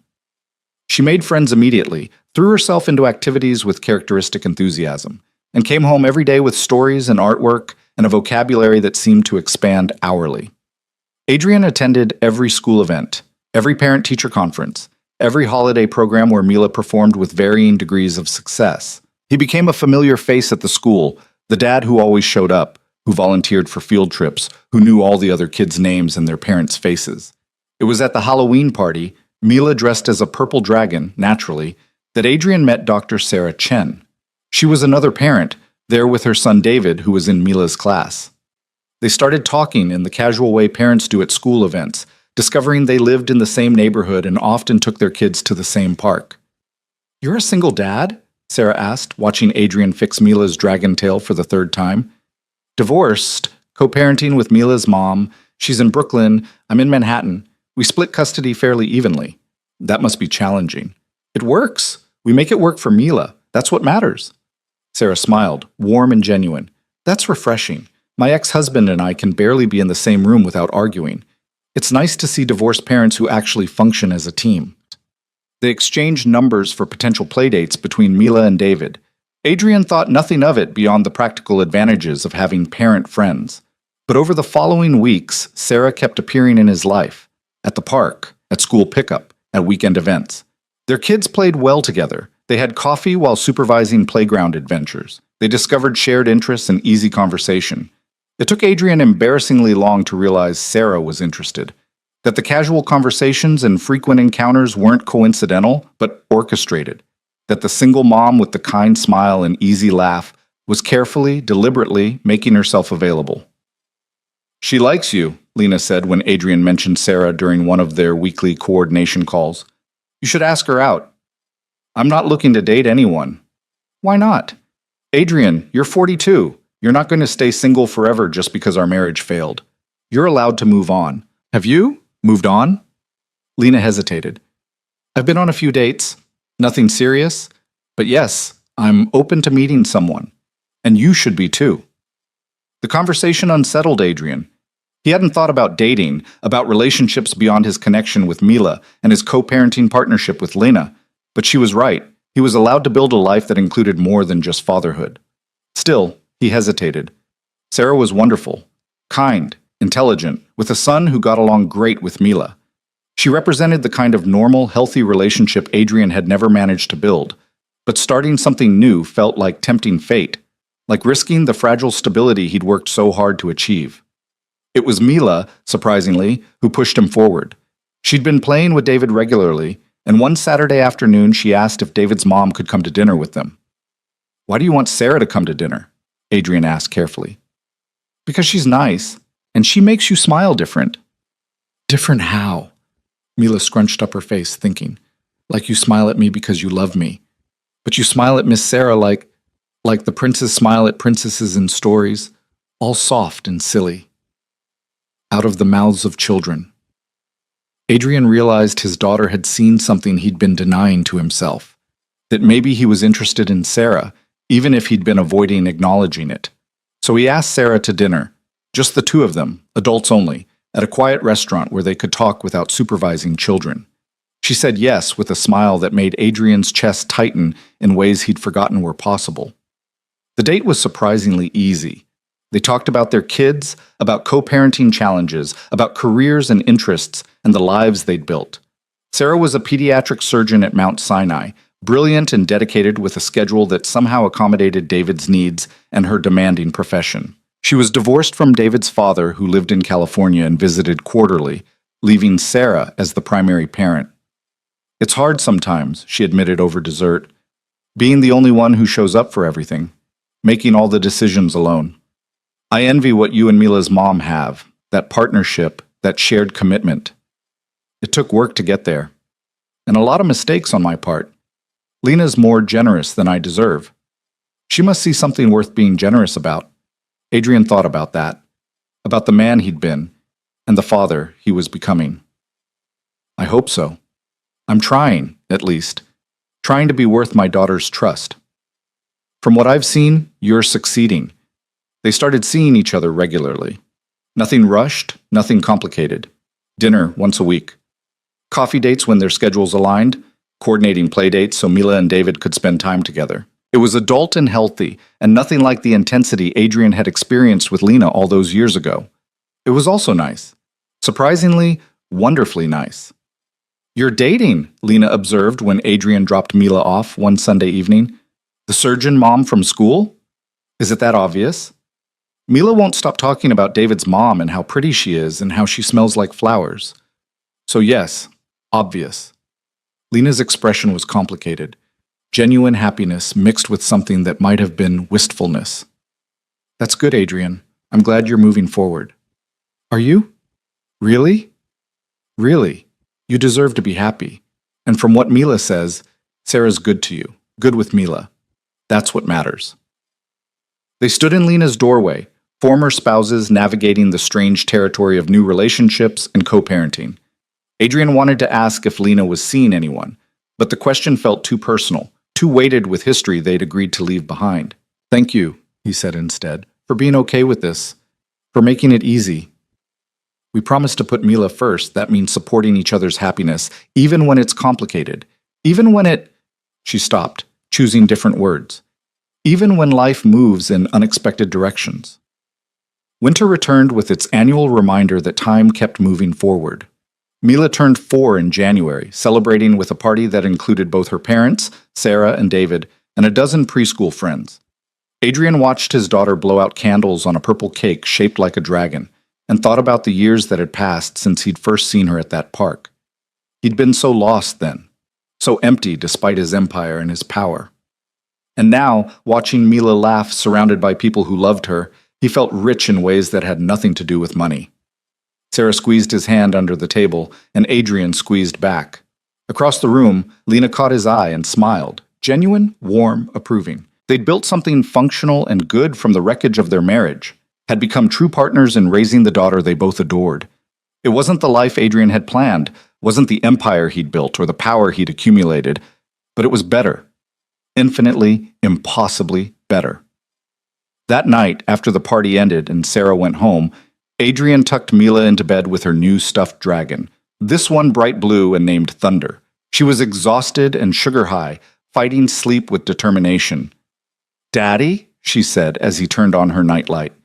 "This was the best birthday ever." "I'm glad, sweetheart. You deserve the best birthdays." "Will you be here for my next birthday? And the one after that? And all the birthdays forever?" Adrian sat on the edge of her bed, brushing dark hair from her forehead. I'll be here for every birthday you'll let me attend. Even when you're a teenager and think I'm embarrassing. Even when you're grown up and have your own life. I'll always show up for you, Mila. Always. Promise? I promise. She smiled, satisfied, and closed her eyes. Within minutes, her breathing deepened into the rhythm of childhood sleep. Adrian stayed a moment longer, watching his daughter dream, thinking about promises and redemption and the strange grace of second chances. He'd walked away from an empire to be here, had dismantled everything he'd built to become the father Mila deserved, and looking at her peaceful face, at the trust she placed in him despite having every reason not to, Adrian knew he'd made the right choice. The only choice, really, because empires fell and money disappeared and power meant nothing in the end. But this small girl dreaming of dragons and birthday parties, this life built on showing up and being present and choosing love over everything else, this was the greatest thing Adrian Cole would ever build. This was home. This was family. This was everything that mattered. And he'd spend the rest of his life proving worthy of it.